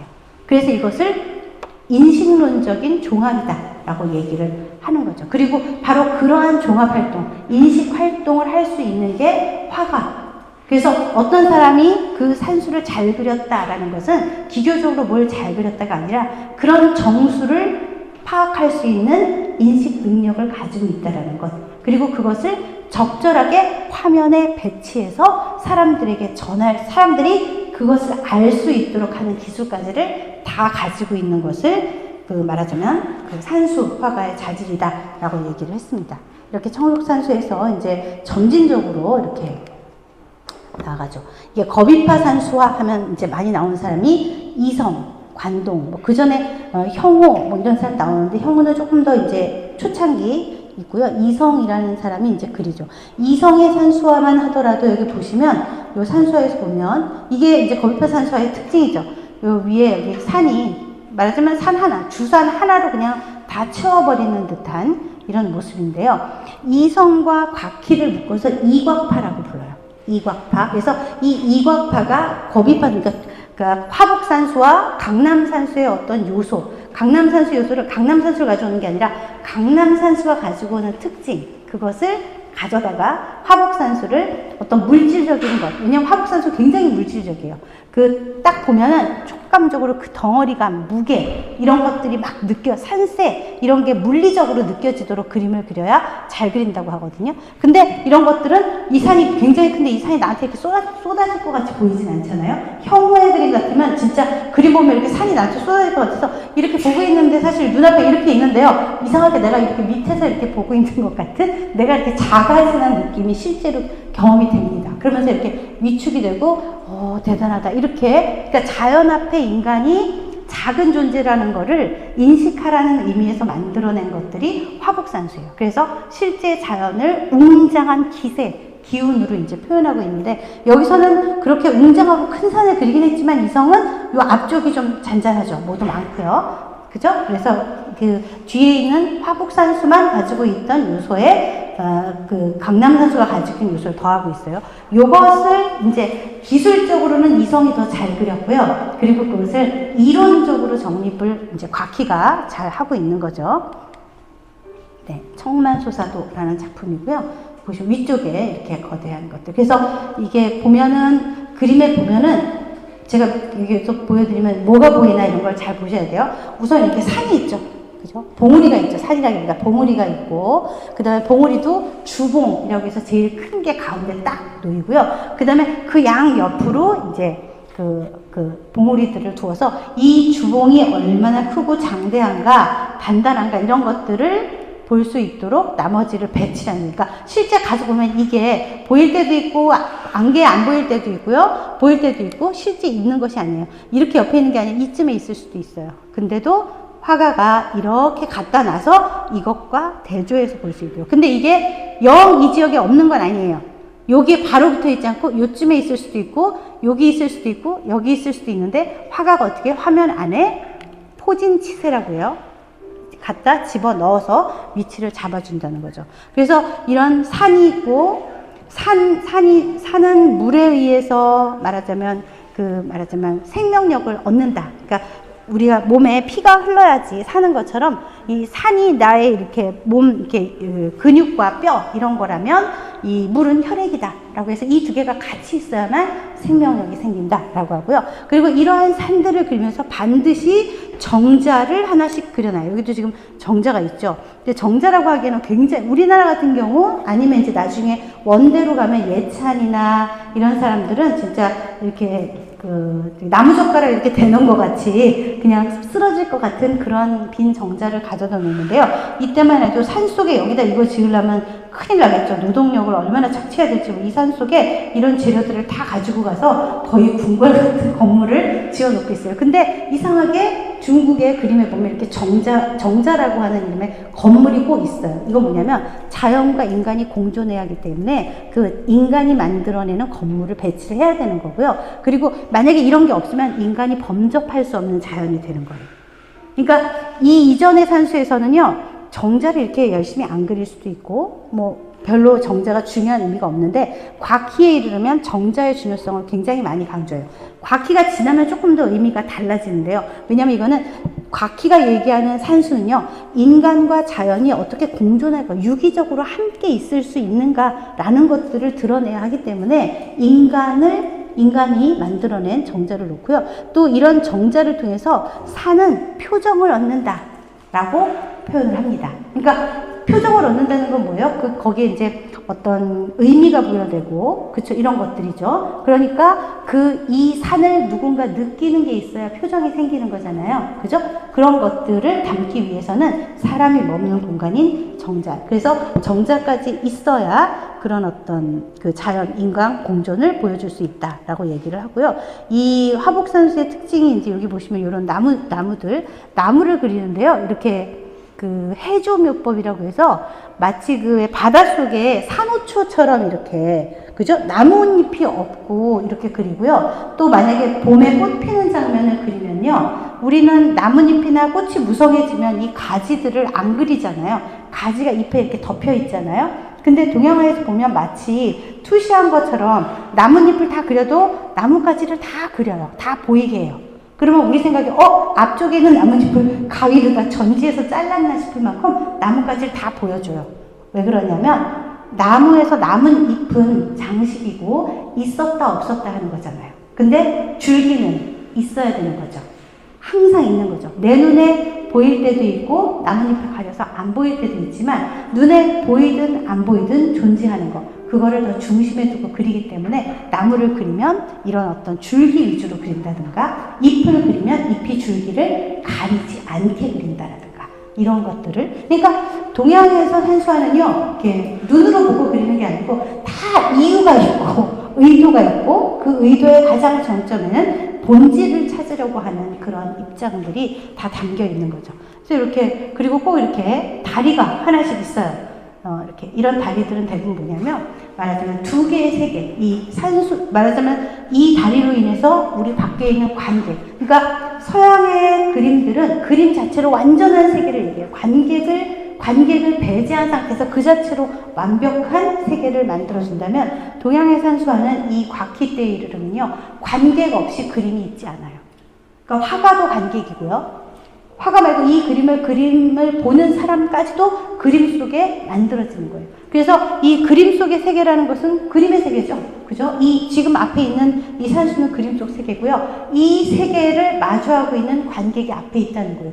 두 개의 세계, 우리가 있는 현실 세계가 그림이 있는 현실 세계가 있다라는 것을 보여준다는 의미에서 보시는 것처럼 이렇게 다리를 놓죠. 다리라는 것은 서로 다른 두 개를 연결하는 거잖아요. 그래서 그림 앞쪽에 보면 굉장히 미약하지만 다리를 꼭 그리는 이유는요. 그림 속 세계와 현실 세계를 연결해 주는 거예요. 그러니까 이 그림들은 철저하게 현실과 떨어져서 우리의 현실과 떨어진 그런 그런 그림만의 공간이 되지 않고 실제라는 것으로 우리 의식 안에 들어오게 하는 장치가 되는 거죠. 네, 요거는 이제 그 이성이 그린 한림평야라는 작품인데요. 여기 보시면 나무를 굉장히 크게 그렸죠. 요 옆에 작품도 같이 볼게요. 교송평원도라고 해서 여기 보시면 좀 전에 그렸던 그림하고 좀 다르죠. 청만소사도하고 어떤 점이 다를까요? 어떤 게 달라 보이세요?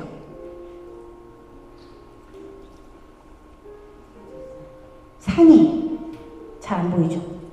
산이 멀리 물러났어요. 그죠? 그리고 원래 나무가 아무리 커도 산보다 클 순 없다. 그죠? 그런데 나무가 더 커요. 그죠? 나무가 더 크게 그렸어요.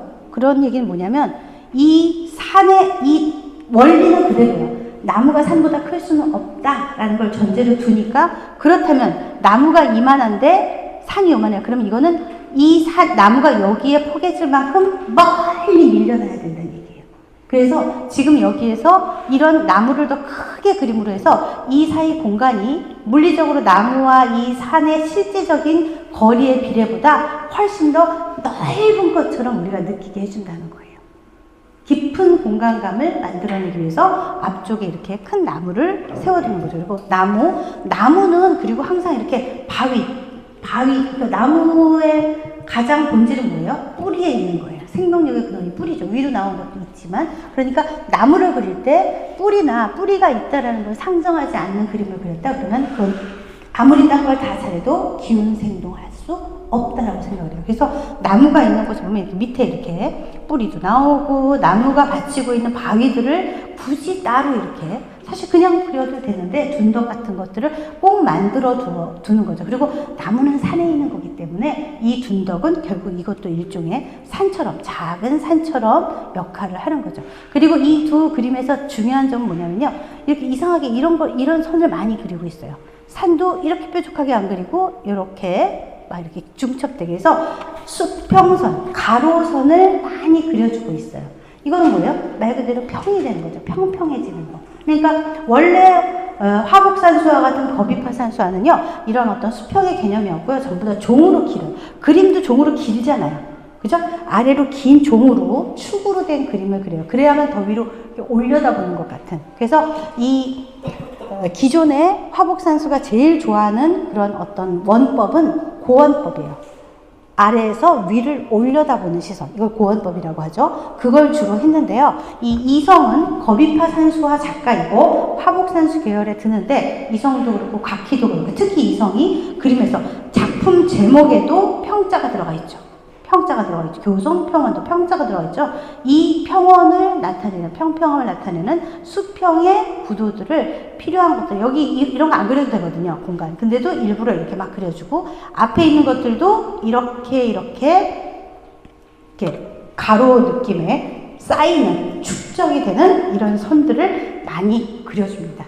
그렇게 함으로써 평이란 단어를 넣는데요. 그럼 왜 평이라는 걸 넣었냐? 바로 이 평이란 단어가 문인들이 좋아하는 취향의 어떤 대명사예요. 그래서 우리 중국에서는 이 북송대를 거치면서 북송부터 시작해서 이후에 모든 중국화에서 가장 최고의 칭찬이 뭐냐면 그림에 평담하다, 평평하다 할 때 평, 그 다음에 담백하다 할 때 담. 그러니까 막 이렇게 동양에서 얘기하는 중용이라는 거, 그리고 또, 중용이라는 게요, 이게 플러스 마이너스에서 제로 이 상태가 아니고요, 이렇게 두 개가 공존하는 상태이거든요. 그래서 이게 센 것들이 이렇게 두 개 딱 붙는 게 아니고요, 이렇게 둘 다 느슨하게 연결되는 상태.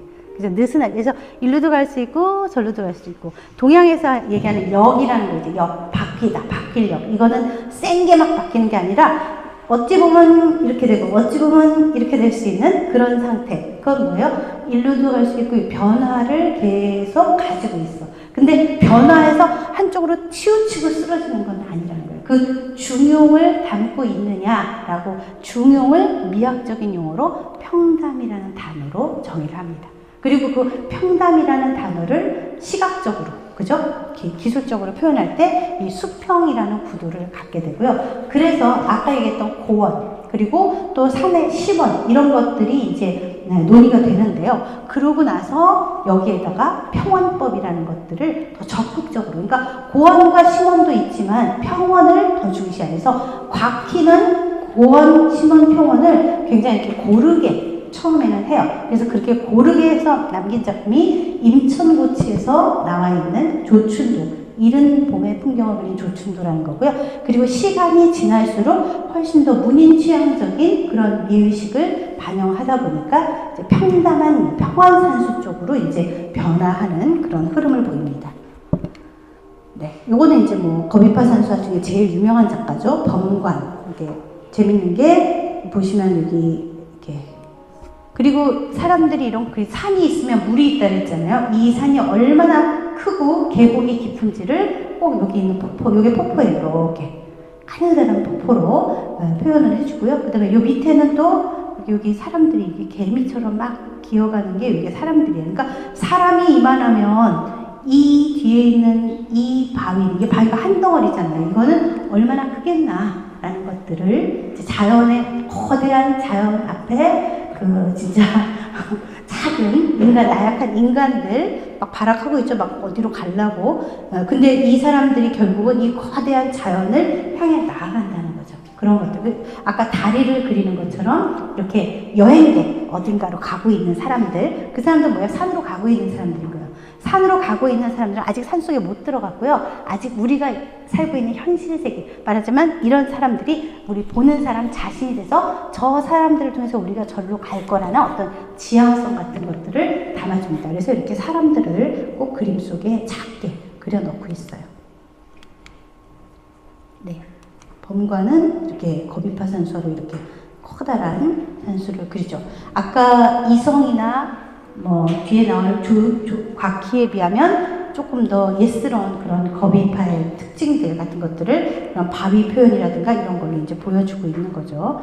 여기는 평원 개념이 별로 없죠. 그죠? 평원 개념이 별로 없고 고원과 심원 위주로 이렇게 그림이 그려져 있어요. 그러면서 이제 이렇게 거대한 자연, 사실 강남산수는 이렇게 큰 산들이 없어요. 그냥 이렇게 멀리 이렇게 이렇게 우리 한국의 산하를 보면 저 멀리 이렇게 산 등성이가 이렇게 있는 것처럼 그렇게 있지, 이렇게 거대한 자연을 옆에 그리지 않아요. 그런데 이것도 지금 두루마리라서 옆으로 양쪽으로 더 있어요. 두루마리 중에 이제 너무 작게 하면 안 보이게 이렇게 했는데, 여기 보시면 이렇게 이게 물인지 아니면 그 물가에 이렇게 모래 존덕인지 알 수 없는 이런 것들이 갈지자로 이렇게 나오죠. 이 갈지자가 결국 뭐예요? 수평적인 흐름들을 만들어주는 거죠. 그리고 여기 있는 큰 바위들을 봤지만 이 큰 바위들도 이렇게 리듬감으로 반복되면서 여기 찌글찌글하게 이렇게 해서 수평적인 구도를. 그래서 이게 말하자면 이제 새로운, 그러니까 거비파의 종합된 그런 형식이다라고 하고요. 뭐 그림으로는 이 연문기란 사람이 이런 그 거비파의 종합을 잘 했다라고 해서 그 대표적인 작품이 강산누관도 가져왔는데요. 이 강산누관도, 강산제설도, 강산 들어가는 그림들은요, 대부분 실경이 아니에요. 실경이 아니고 그 중국의 왕유라는 그 문인화의 어떤 시발점이라고 하는 문인이죠. 그 사람으로부터 시작해서, 그러니까 거비파 산수화가들은 실제 자기가 본 자연, 거대한 자연을 그리죠. 그래서 원래 보면은 중국 같은 경우에는 뭐 일부에서 있지만 전반적으로 보면 산수화가 관념산수보다는 실경 산수예요. 우리가 봤을 때 산들이 너무 이상하게 생기고 특이하게 생겨가지고 야 이거 그냥 자기들이 상상해서 그린 거 아니야? 그게 아니고요. 진짜 있는데 아까 얘기한 대로 이렇게 구도를 잡을 때 조금씩 옮겨서 자기들이 원하는 이상적인 공간을 만들고는 있지만 전혀 없는 산을 한 게 아니고요. 그 산에 가서 직접 산을 경험하고, 그러니까 산수를 그린다는 거는요. 내가 집에서부터 출발해서 어느 산에 가는 여정 전체 갔다 오는 거예요. 그래서 그 산에 가서 그러니까 여기서 기차 타고 딱 가서 입구에 내려서 딱 보는 산이 아니고요. 여기서 내가 가겠다고 마음 먹는 순간부터 시작해서 그 모든 여정들이 나의 기억 속에 다 가면서 계속 보잖아요. 그래서 지금 보시는 이런 산수를 가서 한 장면으로 볼 수 있는 데가 있겠어요? 없죠. 이건 뭐예요? 요 앞에서부터 여기서부터 이렇게 배 타고 이렇게 가면서 봤을 거고요. 여기서부터 옆으로 이렇게 쭉 지나가면서 봤을 거고, 올라갔다 내려갔다 하면서 봤겠죠. 그러니까 많은 시 공간들이 결합이 돼서 머릿속에서 종합이 되는 거예요. 한 장면으로 강남은 이렇게 넓어 이렇게 보이는 게 아니라는 거예요. 그래서 이런 축으로 그린 그림들은 특히나 시간성을 담보하죠. 왜? 이 축으로 긴 그림은 내가 순간 이렇게 올려다보면 되잖아요. 근데 횡으로 되는 거는 시간을 두고 내가 쭉 가야 돼요. 그만큼 이게 장면이 많으니까. 그래서 그 여정 전체의 느낌을 주는 거예요. 대부분이 이렇게 낮은 두둑에서부터 높은 게 나왔다가 낮은 걸로 끝나요. 왜? 우리가 산을 할 때 멀리서부터 가잖아요. 멀리서 갈 때는 평평하면서 그 큰 산을 점점 산이 내게 다가오는 걸 보죠. 그러다가 산을 오르고 내려가면 또 산이 뒤로 빠지면서 나는 다시 평원으로 나아가죠. 그러니까 대부분의 횡으로 그려지는 그런 산수화들, 강산 어쩌고 저쩌고 이런 그림들은 우리가 봤을 땐 관념산수화 이렇게 얘기할 수 있지만 사실은 관념은 아니에요. 실제 산을 경험했죠. 경험했는데 경험한 것을 대상 중심으로 하느냐 아니면 대상에 대한 나의 기억과 회상을 더 말하자면 포커싱을 많이 두느냐에 따라서 조금 더 관념적인 측면이 있죠. 근데 우리나라 같은 경우, 조선 같은 경우에 조선 초기 중기까지는요, 우리는 대부분 관념산수예요. 진짜. 그래서 중국 사람들은 관념산수란 개념이 없어요. 관념산수란 개념이 없기 때문에, 그러니까 다 실경이에요. 근데 우리가 말하는 실경은 눈에 보이는 대로 그리는 건 아니죠. 왜? 곽희가 얘기하잖아요. 대상이 있고, 그리고 그 대상을 내가 받고, 내 안에서 종합이 돼서 그 산을 그리는 거예요. 그러니까 우리가 다 같이 태산을 놀러 가가지고 6박 7일 딱 본 다음에 내 머릿속에서 내가 경험한 태산을 딱 그려. 그러면 각자가 그린 태산이 조금씩 다르잖아요. 그렇지만 분명히 다 태산이죠. 그쵸? 그렇게 만들어지기 때문에 다 진짜로 가서 보고 그려야 됩니다. 왜? 산수화가 처음 나올 때 사람들이 산수화는 직접 가서 보고 그려야 된다. 왜? 와유라고 했거든요. 산수화는 와유, 누워서 즐기는 거다 라고 얘기했어요. 왜? 젊어서는요 진짜 산에 가서 자연을 직접 경험하고 체험하는 거예요. 근데 나이 들면 못 가잖아요. 요즘 가도 뭐 비행기 타고 자강 타고 하지만 옛날에는 어디든지 가면 기본 2, 3년이 걸리는 거니까, 그 명산을 대천을 간다 그러면, 그러니까 갔다 죽을 수도 있잖아요. 못 돌아오고. 그러니까 나 그 산에 가서 그 전기를 딱 받고 싶어. 근데 갈 수가 없어. 그러니까 젊은 시절에 내가 가서 보고 온 그 산을 내가 그리는 거예요. 그러니까 내 마음속에 이미 산이 있죠. 그러나 이 산의 경험은 실체죠. 그죠? 그 산을 그려서 방에다 이렇게 걸어놓고, 이제 힘드니까 누워서, 그래서 일종의 창문처럼, 그 창으로 해서 자연이 그 창 안에 들어있는 것처럼 그렇게 보면서 자연을 내가 즐긴다. 와유, 이게 산수화의 출발이에요. 그렇기 때문에 산수는 이렇게 가만히 있다 머릿속에 상상해서 그리는 산수, 이런 것들은 아예 개념이 없어요. 그렇기 때문에 중국 사람들에게는 진경산수라는 대목이 없어요. 그런데 우리는 처음에 산수가 들어왔을 때 뭘로 그렸냐면요, 그 소상팔경도나 아니면 중국의 산수시와 산수화, 태산도 이런 거 보는 거예요. 태산도, 그 사람이 갔다 온 태산도 주는데 우리는 그림을 보면서 태산을 경험해요. 그죠? 그리고 그 경험한 걸 또 그려. 그러니까 우리는 뭐예요? 이미지를 보고 그리는 거예요. 이미지로부터 우리가 어떤 상을 만들어서 내가 만든 상이야. 그래서 우리는 처음이 다 관념산수예요. 조선 초중기까지. 그러니까 관념산수를 그렸기 때문에 진경을 그리는 데까지 갈 수밖에 없는 거라는 거죠. 그래서 우리나라 그림이 중국 그림보다 여백이 훨씬 넓어요. 물안개도 많고 과감하게 막 생략해요. 중국 사람들 아무리 내가 이렇게 옮겨놔도 벌써 그 산길이 연결되는 게 머릿속에 있기 때문에 너무 막 못 바꿔요. 확 바꾸면 달라 보이잖아. 딴 산 같잖아요. 근데 우리는 처음에 원본이 없잖아요. 그러니까 막 지우고 막 붙이고 그래서 여백도 많고 과감한 변형도 심하고 그래서 훨씬 더 관념적이에요. 그러니까 동양 조선 전기 중기까지 후기 이전 중기까지의 그림들을 보면 여백이 많고 굉장히 시적이에요. 현실적이지 않다는 얘기죠. 어쨌든 그런 건데 지금 이것들은 보세요. 이렇게 큰 짜글짜글할 정도로 뭔가를 엄청나게 많이 그려놨다는 거예요. 물론 이 중에 뭐 제거한 것도 있고 이런 것도 있지만 전반적으로 많은 걸 담는 이런 그림들을 그리게 되는 거죠. 네, 아까 그 연문 위의 작품의 부분을 보면 이렇게 되게 디테일하게 뭐가 많다. 그리고 여기에서 바위, 물, 나무, 정자 뭐 이런 것들을 어떻게 그리는지가 일종의 약간의 도식화죠. 왜냐면 자연이라는 거를 그 모양이 아니라 본질로 다 대하기 때문에 어디를 가나 비슷비슷한 점들이 더 눈에 띄고 다른 점들은 생략되겠죠. 왜냐면 일시적인 거라고 생각을 하니까 이렇게 이런 큰 그림들을 굴정이라는 사람도 그러니까 그 강남산수하고는 다른 어떤 대관산수로서의 큰 산들이 횡으로 이렇게 쭉 이어지면서 깊은 공간과 그러니까 여기도 보세요.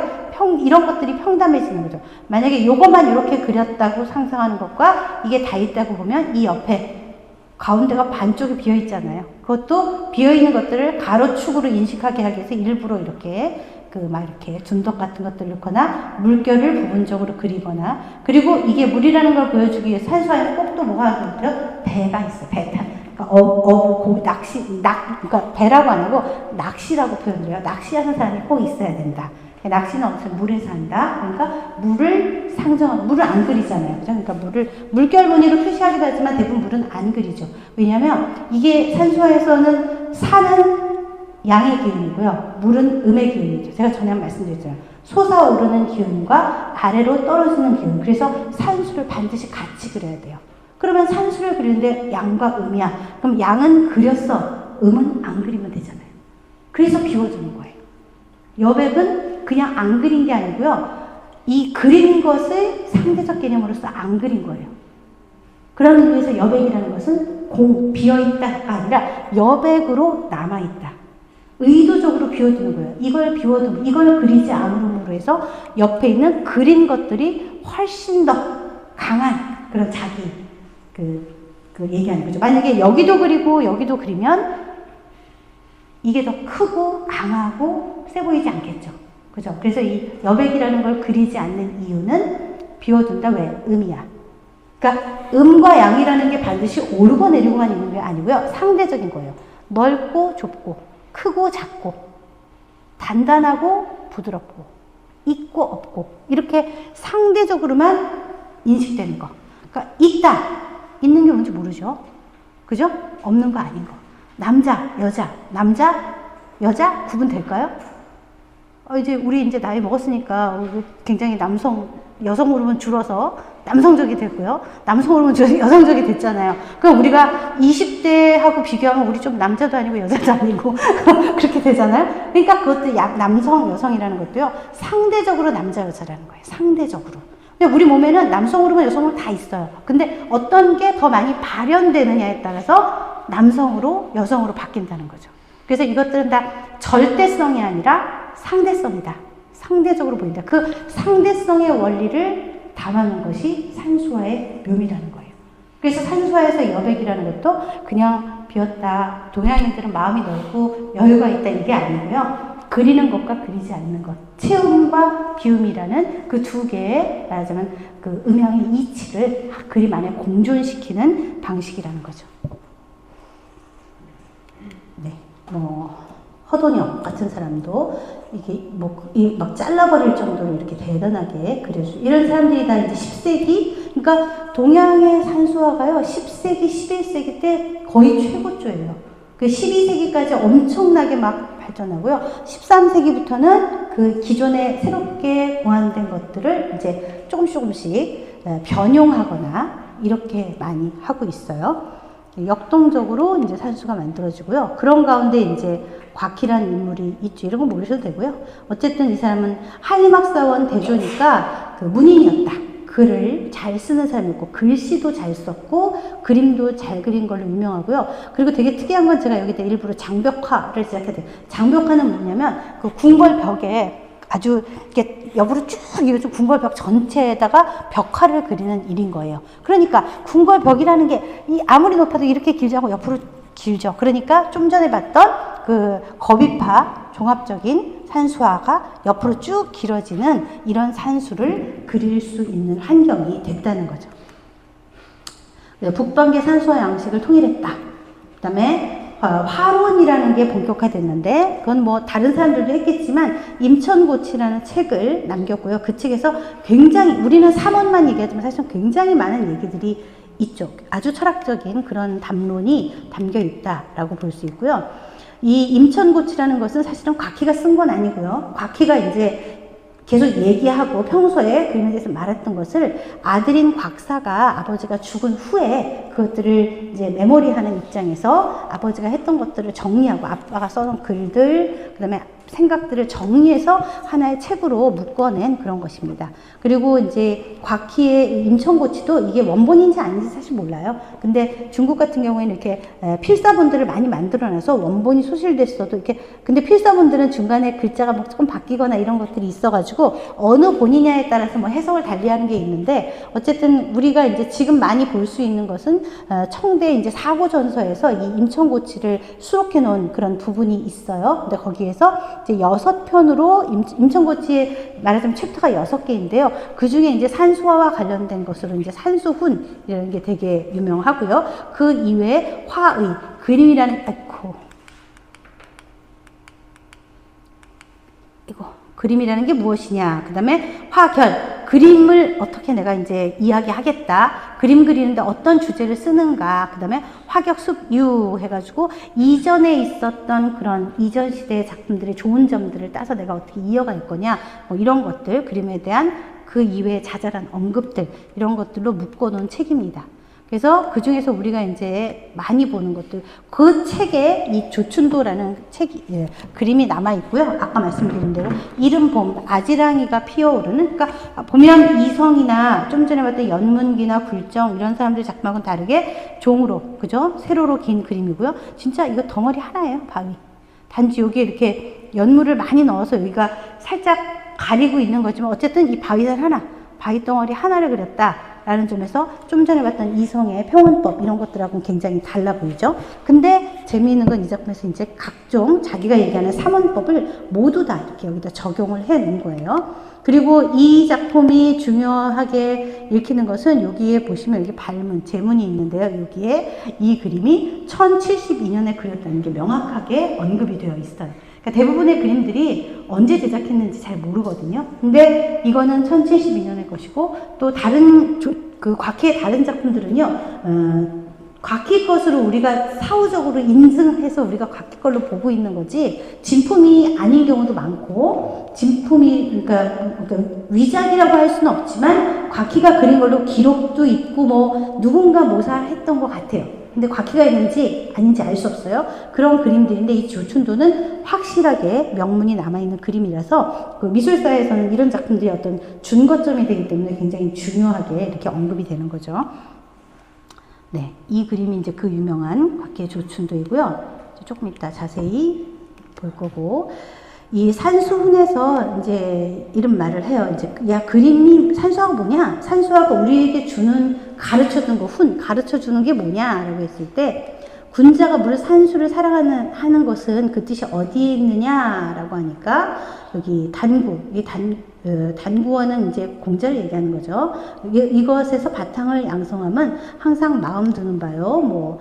석천에서, 천석에서 휘파람 불며 논의는 것은 늘 즐기는 바요. 그래서 요산, 요수 뭐 이런 말들이 나오죠. 여기 보면 자 고기잡이도 하고 뗄나무도 있고 마음을 양성하고 논일기도 하고 또 은일하기도 하고 또 원숭이와 학이 날고 우지즘은 늘 가까이. 그러니까 자연에 있는 것들과 이렇게 서로 내가 교감하는 것 이런 식으로 하면서 산수라는 게 뭐야? 산수는 세속에 얽매여 있는 것은 인정이 항상 싫어하는 바니까 우리가 자연에서 나아가서 논다는 것은 신선이나 성인과 같이 어떤 사람이 원하는 것이지만 볼 수 없는 것들이 있는 곳이다. 그러니까 산수화를 왜 그려야 돼? 라고 했을 때 곽희는요, 인간은, 특히 이 송대는 관료사회잖아요. 문인이 관료라는 거, 문인들은 뭐냐면요, 의무적으로 국가에 나가서 정치 활동을 해야 돼요. 관료로 자기가 열심히 봉사를 하고, 그 다음에 돌아와서 자기 자신을 연마한 대로 가야 돼요.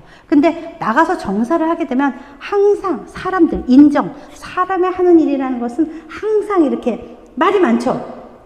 누가 좋다 그러면 누가 싫고 이런 얽매인들이 많다는 거예요. 그러니까 그런 가운데 내가 나의 마음 그대로 본심대로 다 해줄 수는 없다. 그러니까 본심하고는 내 본성대로 살 수 없고 본성을 억누르고 그 필요한 대로 살아갈 일을 해야 된다. 근데 그렇게 살면 나를 잃어버리는 거니까. 그래서 이런 특히 그 유학에서 얘기하는 이렇게 충의, 충효, 그죠? 이런 것들을 반드시 해야 되는 걸로 요구가 송대가 되면 굉장히 강력해지는 거예요. 왜? 송대에 나오는 유학은요, 말 그대로 성리학이 이제 시작이 되는 거예요. 그러니까 성리학은 뭐냐면 사람의 성리, 품성, 이해, 사람의 품성을 다 잘 닦아야 돼. 그러면서도 동시에 나가서 이렇게 정치도 잘해야 돼. 이런 것들이니까 이 모순이 계속 충돌하는 거죠.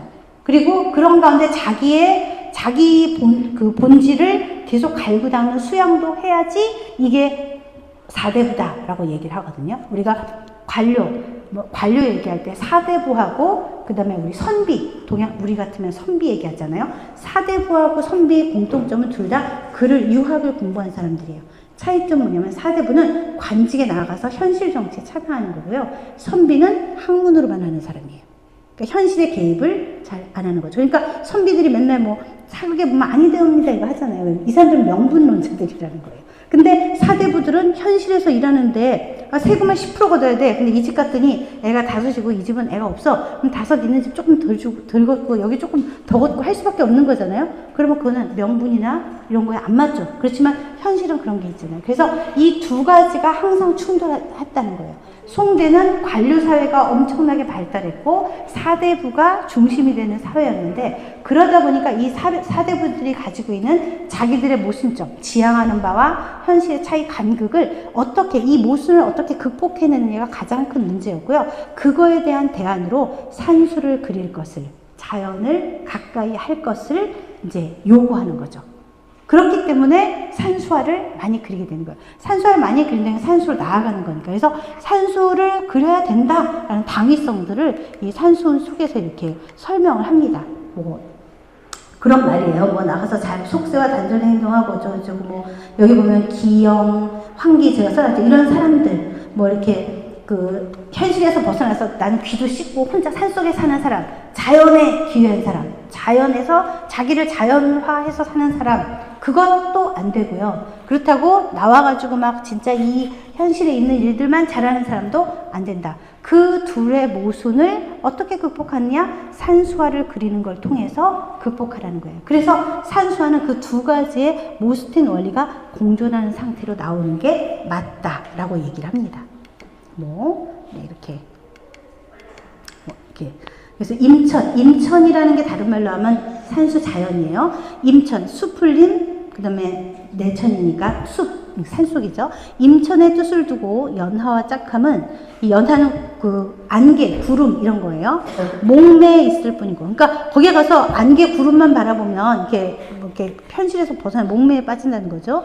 목매에 있을 뿐이고 이목과 단절된 것이다. 지금 묘수를 얻어 우려니 그것을 나타내면 당연에 내려가지 않더라도 앉아서 천학을 공부하리니. 원숭이 소리와 새소리, 얘네들 이렇게 원숭이 소리, 새소리 얘기하는데요. 거기는 이렇게 숲속에 가면 원숭이, 새가 많은 거예요. 그러니까 원숭이와 새가 있는 곳은 사람이 안 살고 이게 자연이 있는 곳, 그걸 이제 은유적으로 표현하는 거죠. 원숭이 소리와 새소리는 아득히 있는 듯하고 산빛 물색은 황양이 눈을 뺏는다. 그래서 이것이 어찌 사람의 뜻을 기쁘게 하며 실로 내 마음을 사로잡음이 아니겠는가. 자연으로 나아가면 내가 이렇게 자연이 나를 사로잡는데, 그러한 자연을 어찌 좋아하지 않으며 그 자연을 어찌 내가 둘러보지 않겠는가. 자연을 꼭 둘러봐야 된다. 산수화를 귀히 여기는 것은 이렇게 신간이 무잡히고 청풍이 혼착해지는데 그런 것들을 견뎌내는 일이다 라고 얘기를 합니다. 그러면서 그러면 그런 산수를 통해서 그림을 그리면 거기에서 뭐가 있어야 되느냐. 뭐 음양의 이치도 있고 있어야 된다 그랬잖아요. 그거를 경외의 의외묘라고 표현을 했어요. 이건 뭐냐면 그림은 보는 사람으로 하여금 산의 의, 산의 뜻, 산의 정기, 정신이죠. 이것을 느끼게 하고 참으로 이 산 가운데에 자기가 서 있는 듯이 공감하게 되니 이러한 것을 경외의 의라 한다. 경외의 경, 풍경 바깥에 있는 뜻이라는 거예요. 그러니까 내가 산 속에 있는데 그 산에 있어서 그걸 즐기는 거는 풍경에 매몰되는 것이 아니라 풍경 속에 들어가서 풍경 바깥에까지 있는 묘다. 경외의, 그러니까 초월적, 그러니까 물질로서의 자연. 지금 내가 있는 요 산속 같은 물질로서의 자연이 아니라 자연의 근원. 그죠? 그거기 때문에 경외의라고 표현을 하죠. 푸른 안개, 하얀 길을 보면 그곳으로 가고 싶은 생각이 들고 추월된 세상의 뜻이 있어 깊은 곳에 근거하는 군자나 자연을 즐기고 있는 나그네의 그림을 보면 거기서 그들과 함께 살고 싶고 가고 펼쳐있는 산 속에 그러니까 동물이나 생물과 돌들을 보면 거기서 마냥 놀고 싶다. 이러한 그림은 보는 사람으로 하여금 자연 속에 있는 기분으로 공감하니까 내가 그림 보면서 그냥 그림이네 이게 아니고 그림 속에 사람들이 있었잖아요. 그죠? 그러면 나도 저 사람처럼 가고 싶다. 이렇게 의지가 발동한다는 거죠. 그런 공감을 일으키게 한다는 거예요. 그러니 이러한 그림을 의외묘가 있다고 하는 것이죠. 의외묘. 뜻 바깥에 묘함이 있다. 풍경 바깥에 뜻이 있고 뜻 밖에 묘함이 있다. 이게 산수를 잘 그렸을 때 우리가 얻을 수 있는 것. 산수는 우리에게 경외의와 의외묘를 느끼게 하는 것이다. 이게 곽희가 얘기하는 산수의 의미예요. 그럼 이걸 하기 위해서 어떻게 해야 돼? 이 경외의와 의외면은 서로 사실은 상반되는 것들이거든요. 근데 그것을 자연과 인간의 유기적인 관계를 비유해서 표현하는 거라고 보통 해석을 합니다. 그러면 이걸 어떻게 표현하느냐? 표현해야 되죠. 그러니까 같은 무리들 사이에서의 주종관계를 들어야 돼. 예를 들면 산을 그리면 큰 산, 주봉이 있고 옆에 작은 봉이 있고. 그죠? 이런 같은 것끼리 주종관계. 여기서 이 주종관계라는 게 결국은 뭐예요? 이 세상에도 주종관계가 있다. 내가 위로 받들어야 될 군자, 그러니까 임금이나 부모에게 효도하고 그 뜻을 받드는 거, 그거 나 주종관계를 받아들이라는 얘기예요. 그러니까 인간 세계에만 그런 게 있는 게 아니고 자연도 그런 관계가 있다. 그래서 대산당당 위중산지주라. 큰 산의 당당함이 무산대 강도서 우두머리가 된다. 그래서 이 산수에 보면 곽해산수에 보면 봉우리를 이성도 그렇고 가운데 하나를 떡 먼저 그려요. 큰 봉우리, 우리 보통 그리면 이렇게 짜잘하게 이렇게 막 만드는 게 아니라 큰 봉우리 하나 딱 그리고 나서 걔를 중심으로 나머지를 작은 봉우리. 봉우리를 그리고 나면 어떻게 돼요? 물을 그리는 거고요. 물을 그리고 나면 옆에 나무를 그려주고요. 나무를 그리면 토산을 그려야 되고요. 토산을 그리고 나면 그 옆에 다리가 있을 거고요. 다리를 그리고 나면 배도 한 척 띄우고요. 이런 식으로 유기적으로 이렇게 척척척척 네가 있으면 누가 있고 이렇게 생겨나니까 그림이라는 게 생겨난다는 거예요. 내 머릿속에 그림에 대한 인상이나 느낌은 꽉 차 있는데 그림을 그릴 때는 하나씩 켜켜이 쌓아간다는 거죠. 그래서 이런 식으로 순서, 크기 이런 걸 보여주고요. 그 다음에 갖가지 생물들, 그러니까 산만 있는 게 아니고 산도 있고 나무도 있고 돌도 있고 풀도 있잖아요. 그럼 갖가지 생물들이 유기적 관계를 이루도록 해야 돼요. 서로가 이렇게 잘 얽혀 들어가야 돼요. 얘 때문에 얘가 살고 얘 때문에 얘가 사는 거다라는 거를 볼 수 있게 해줘야 돼요. 그래서 이런 걸 통해서 합일이나 자연과의 합일이나 어떤 인간 사회에서의 친화, 자연과의 친화 이런 것들을 느끼게 된다는 거죠. 그래서 산과 물이 같이 나와야 되고요. 물과 나무가 같이 있고 연기, 이거는 안개, 연기 이렇게 얘기해요. 운무 이렇게도 얘기하고 이거와 구름이 같이 있고 그리고 정자와 산이 있고 그래서 정자는 결국 아까 얘기했죠. 산의 표정이다 라고 얘기를 하는 그러니까 이때의 정자는 느낌이라는 걸 보여준다는 거죠. 그 다음에 인간과 자연의 관계가 거기에 있다. 사람을 꼭 그린다 그랬잖아요. 그리고 사람을 그리지 않으면요. 사람이 있을 것 같은 그러니까 만약에 그림에 사람이 없어. 그러면 그림을 보는 내가 그 그림 속에 들어가는 것처럼 그렇게 느끼도록 그려주는 거예요. 그래서 그 안에서 뭐가 있어야 돼? 그러려면 자연이라는 것을 그냥 관찰하는 게 아니라 관상해야 된다는 거예요. 관상한 것을 표현한다. 그것은 인간과 자연의 관계를 드러내는 거다. 그리고 그러기 위해서 산수를 그리는 데 있어서 배치의 순서를 준수해야 된다. 이 순서라는 말이 동양 사상에서 굉장히 중요해요.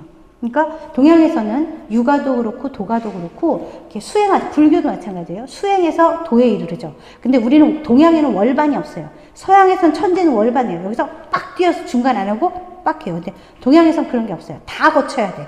모든 단계를 거쳐야 되는데 아둔한 사람은 평생에 걸쳐서 가는 거고요. 빠른 사람은 순간도 가고요. 근데 순간 가도 다 계단을 한 단 한 단 계단을 다 밟고 올라가야만 되는데 그 기간의 차이는 개인에 따라 달라질 수 있다지 계단을 2칸 3칸 건너뛰는 일들은 없다라는 거예요. 왜? 순서라는 건 질서잖아요. 그죠? 순서가 바뀌면 어떻게 돼요? 뒤집어지죠. 뒤집어지면 어떻게 돼요? 자연이 회딱 뒤집어지면 잘못하면 다 파괴될 수가 있는 거잖아요. 유지돼야 되니까 그런 면에서 이 순서 이런 것들을 굉장히 중시한다. 그래서 주봉을 마음에 간직하는 그림 그릴 때는 내가 그 산을 다 봤어. 그러면 내가 이 산에서 이번에는 어디를 내가 이렇게 메인으로 잡을 것인가 주봉을 잡는 거예요. 그래서 주봉을 마음속에 딱 그리고 나면 그 다음에 그 뒤에 그릴 때 어떻게 먼 거, 그 다음에 작은 거, 큰 거 순으로 그림을 그려라. 이게 이제 곽희가 제시하는 거예요. 여기에 있어서 순서는요, 시간이 지나면 작가들마다 조금씩 달라져요. 명청대에 가면. 근데 곽희는 이렇게 그렸습니다. 결국 그림을 그린다라는 것은 내가 어떤 절차에 따라서 생각과 행동을 절차에 따라서 수행하는 것이다. 라고 봐야 되는 거죠. 몇 시인가요? 아직. 회장님 아까 시계를 보셔서 제가 마음이 급해졌어요. 정리하시면 돼요. 네. 쉬지 않고 하셔가지고 끝내세요. 이제 본론인데 큰일 났네. 네. 아까 정리할게요. 아까 그 조춘도 얘기했는데요. 여기 보시면 제가 이렇게 보여드릴게요. 요 장면을 이렇게 확대해서 보면 이렇게. 근데 여기도 보시면 이게 뭐냐면요. 이게 심원이에요. 요 앞에서부터 저 안쪽으로 안개를 쑥 빠져들게 하잖아요. 그러니까 심원을 보통 앞에서 전면에서 후면까지를 다 보여주면서 이 심원은 깊이를 만들어주는 거죠. 이 부분에서는 심원을 적용해서 그렸어요. 곽희가. 그런 다음에 이 위쪽에 보시면 네, 이건 좀 이렇게 여기에 보시면 이렇게 평원을 적용한 거고요. 그 다음에 네, 이쪽에서는 이렇게 위로 올려다보는 고원을. 아까 제가 나무까지 그릴 때 이렇게 나무 줄기가 잎이 줄기 위로 덮이지 않는다고 했잖아요. 이렇게 그리는 얘가 본질이기 때문에 이 그때그때 나타났다 사라지는 일시적인 것들이 본질을 가리면 안 된다. 우리 눈에는 안 보여도 그거는 있는 거니까 있는 것으로 다 그려줘야 된다라는 입장이라는 거죠. 그래서 이런 방식으로 이 조춘도에서 곽희가 고원, 심원, 평원이라는 거를 모두 다 적용해서 그림을 그리고 있기 때문에 이 조춘도는 곽희의 이 삼원법의 개념들, 임천고치에서 얘기하는, 여기서 임천이라는 것은 뭐예요? 임천, 숲이에요. 임천고치. 그죠? 거기에 다다른다는 거예요. 그런 어떤 개념들을 잘 보여주죠. 아까 제가 잠깐 말씀드렸는데, 그러면 곽희는 의외묘 이런 것들을 만들어내는데, 그러기 위해서 왜 배치도 해야 되고 주봉도 마음속에 담고 막 주종관계, 친화관계 막 해야 된다 그랬잖아요. 그럴 때 핵심이 뭐냐? 바로 정심이다 라고 얘기를 합니다. 이건 고요한 마음이죠. 이게 정심이라는 말은 정이라는 개념이 이제 정심의 근원은 사실 장자에게서부터 유래하는 거예요. 그래서 장자의 달생편에 보면은 반드시 재개함으로써 마음을 고요하게 하고 그런 다음에 나타난 것을 완성시킨다. 그러니까 그림을 그릴 때 그냥 이렇게 내가 봤다고 그리는 게 아니고 이렇게 나를 이렇게 고요한 상태로 나를 가라앉힌 다음에, 그러니까 내가 객관을 받아들였을 때 그게 나하고 합일이 되고 나서, 그러니까 일종의 음식을 먹으면 바로 뱉어내는 게 아니라 씹어서 소화시켜서 영양분이 돼서 내 몸이 되게 해서 내가 해야 된다는 거예요. 그러기 위해서 필요한 절차가 바로 정심이다. 그래서 그런 어떤 정심이라는 것이 곽희 사상의 원천인데, 이러한 원천을 곽희는 어떻게 정심을 풀어내느냐? 관조를 통해서 창조해야 되는 거다라고 얘기를 합니다. 그래서 관조라는 것은 그냥 이렇게 내가 눈으로 보는 게 아니고요. 자연과 마주해서 자연과 내가 교감하는 상태를 말하는 거예요. 그렇게 교감하는 상태에서 자연이 그러니까 자연이 나한테 물들고 내가 자연이 되고, 그죠? 합일의 상태에서 느끼는 자연. 그것이 이제 관조가 되는 거죠. 그래서 관조는 시작은 물질, 객관적으로 접촉을 하지만 그것이 자연의 본질이라고 자연의 주관과 나의 주관이 만나는 지점에서 형성이 되는 거다라고 얘기를 하고요. 그렇게 해서 우리가 나름대로의 배치를 하는 것, 그거를 이제 창조라고 얘기를 하는 거죠. 그리고 그러기 위해서 이 자연을 그러면 관조해야 되는데 이 관조하는 방식이 바로 원이다라고 얘기를 하고요. 그래서 이 원은 이렇게 물리적인 거리를 얘기하는 게 아니고요. 이렇게 이 만남, 자연과 나와의 관계 형성이라는 의미로 얘기를 합니다. 그리고 이 원의 자각을 하기 위해서 아까 저렇게 관조 그리고 정심을 활용해야 된다, 정심이 돼야 된다 했잖아요. 그 정심에 이르는 단계를 다른 이제 총대의 다른 미학적인 용어로는 평담함이라고 얘기를 한다는 거예요. 그래서 이 평담이라는 말은 시에서는 이제 매요신이라는 사람이 이 사람은 이제 원래 구양수는 그 당나라 때는 별로 그렇게 뛰어난 시인이라고 인정을 받지 못했어요. 근데 송나라 시인들이 이 구양수를 엄청나게 띄워가지고 중국 최고의 시인 중에 한 명으로 지금도 인식이 되는데요. 왜냐하면 구양수 시는요 좀 밍밍해요. 좋게 얘기하면 평담하고 밍밍해요. 근데 그런 평담함의 가치를 알아보고 그런 것들을 이제 시로 표현을 했고요. 그런 것에 영향을 받아서 말하자면 우리가 산소를 바라보는 거, 그 원을 자각한다는 것은 이 평담을 찾는 것이다. 그리고 그 평담을 시각적인 평원으로 이렇게 환원시키는 거죠. 평담함을 평원산수로 우리가 이렇게 말하자면 이렇게 그러니까 베리에이션 해준 게 곽희의 뛰어난 능력이다라고 볼 수 있습니다. 이거는 매요신의 시인데요. 밤에 배를 타고 아내와 술을 마시며 라는 시인데 달이 물가 절벽 위에서 나와 달 그림자가 떠나가는 배의 뒷모습을 비추네. 홀로 아내와 술을 마시니 저속한 객과 마주하는 것보다 훨씬 좋다네. 달이 차츰 내 자리에까지 올라오니 황혼 역시 이미 물러갔네. 내자가 빠졌네. 어찌 반드시 촛불을 밝혀야만 하겠는가. 이 경치를 이미 사랑하고 있는데. 별거 없죠? 그냥 이런 것도 그냥 이렇게 뭐 화려하게 막 이런 것도 아니고 그냥 없는 것도 아니고 초라한 것도 아니고 그냥 내 주변에 있는 현실들을 이렇게 물 흐르듯이 자연스럽게 받아들이는 그런 상태. 그래서 이런 시를 읽으면 오히려 이렇게 고요해지고 아까 정심이라고 해도 고요정자잖아요. 내가 고요한 상태에 이르는 거예요. 근데 이 고요한 상태는 정지는 아니죠. 뭔가가 계속 이렇게 일어나고 있지만 그게 나를 확 뒤집어 엎지도 않고 나라는 상태를 유지해 줄 수 있는 정도 그 정이라는 것들을 이 송대 사람들은 가장 최고의 미적인 태도라고 받아들이고 있는 거예요. 왜냐하면 이 사람들이 얘기하는 이 평담함이라는 것은 현실을 긍정하고 인정할 때 우리가 만들어낼 수 있는 미학적인 태도라고 보는 거죠. 왜냐면 이 현실이라는 게 그냥 그렇잖아요. 뭐 맨날 똑같잖아요. 사실 맨날 똑같은데 참 대단하지 않아요? 그죠? 우리가 오늘도 하루를 살았잖아요. 그죠? 뭐 지나고 나면 열심히 막 이거 들었지만 뭐 또 다 그냥 잊어버리고 또 우리 옛날로 다 돌아가죠. 그죠? 그러나 안 들은 거하고 듣고 난 후에 다시 내 자리로 돌아온 나는 확실히 달라져 있죠. 이게 동양에서 얘기하는 수행이에요. 그러니까 내가 수행을 해서 피트니스를 해서 근육이 빡 서 있는 게 아니고요. 운동해서 근육이 딱 생겼다가 또 이렇게 풀렸다가 했다가 풀렸다가 그러면서 그게 차츰차츰 내화되는 상태. 그죠? 그런 것들이 동양에서 얘기하는 수행이라는 거예요. 그래서 동양의 수행은요. 한 방에 딱 깨달아서 빡 알고 이게 아니고요. 그냥 하루하루 매일. 그래서 내가 오늘 수행에서 어떤 깊은 그 심오한 그 도를 경험할 수 있잖아요. 그죠? 한 번 경험했다고 해서 내가 도가 된 게 아니에요. 그건 한 번 했을 뿐이에요. 그러면 한 번 했다는 얘기는 다음에 또 그 즐거움을 누릴 수 있다는 거죠. 그러면 그걸 자꾸 그쪽으로 내가 그 명상의 즐거움을 한 번 알면 그걸 안 할 수가 없다고 그러잖아요. 그래서 그렇게 계속 할 수 있는 데까지 나를 끌고 가는 거, 이런 것들이 일종의 평담함이라는 거죠.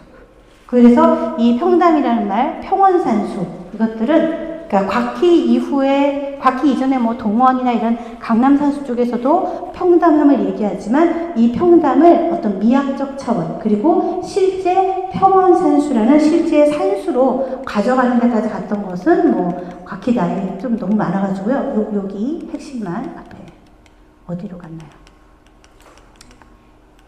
네, 여기부터인가요? 여기부터. 네. 이 3원법 할 때 3원은요, 그냥 3원만 있는 게 아니에요. 그래서 보는 시각이나 산수의 색, 이런 거에 따라 다 달라진다. 시각에 따라 변화되는 공간을 의식하는 거예요. 그래서 원래 곽희는요, 고원, 심원, 평원 하나만 쓰라고 하지 않았어요. 고원, 심원, 평원을 통해서, 이건 뭐예요? 그림에다 고원법을 그리고 심원법을 그리고 이게 아니고요. 내가 산에 가서 산수를 경험할 때, 자연을 경험하고 만날 때 이 태도로 산 아래에서 점점 멀리서부터 가까이 가서 산으로 내가 점점 안으로 들어가는 거예요. 내가 산으로 들어가는, 산과 내가 교접하는 순간을 만드는 거죠. 그러면 여러분 상상하세요. 내가 점점 산으로 다가가서 산 안으로 들어가세요. 가슴이 벌렁벌렁 뛰고 막 그렇지 않아요? 그러면서 그 산을 내가 느끼는 거죠. 산에 들어가면 공기도 다르고 소리도 다르고, 그쵸? 다르잖아요? 내가 산 바깥에서 본 하늘하고 산 속에 들어가서 본 하늘이 사실 별 차이 없어요. 근데도 산 속에 들어가서 본 하늘은 분명히 그 색도 다르고 느낌도 다르다는 거예요. 내가 온몸으로 그 산을 느끼는 거죠. 그 다음에 심원은요, 산을 깊이 있게 보는 거니까 산을 깊이, 뭐예요? 켜켜이 덩어리를 다 본다는 얘기예요.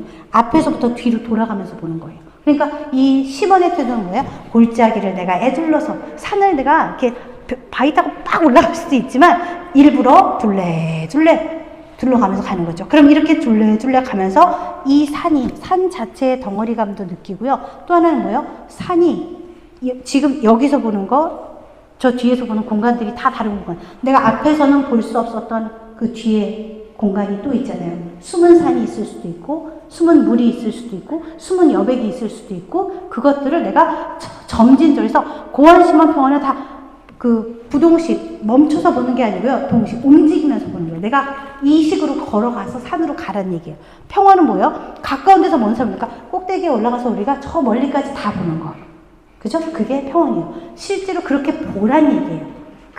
내가 그 봤다는 거를 그림에다 이렇게 부분으로 남겨놓은 거죠. 근데 남겨놓을 때 잘못 놓으면은 이게 어긋나가지고 이렇게 피카소 큐비즘처럼 이렇게 짝퉁 어긋날 거 아니에요. 그게 아니라 마치 원래 이런 것처럼 유기적으로 자연스럽게 얽히도록 이걸 해야 된다는 거예요. 그리고 이렇게 고원, 심원, 평원 상태. 고원은 뭐예요? 아래서 위로. 평원은 앞에서 뒤로. 심원은, 평원은 위에서 저 너머로. 그러면 그때 색이 다르요. 내가 대하는 공기 층이 다르잖아요. 기압도 다르잖아요. 그러면 그게 색으로 다르게 보인다는 거죠.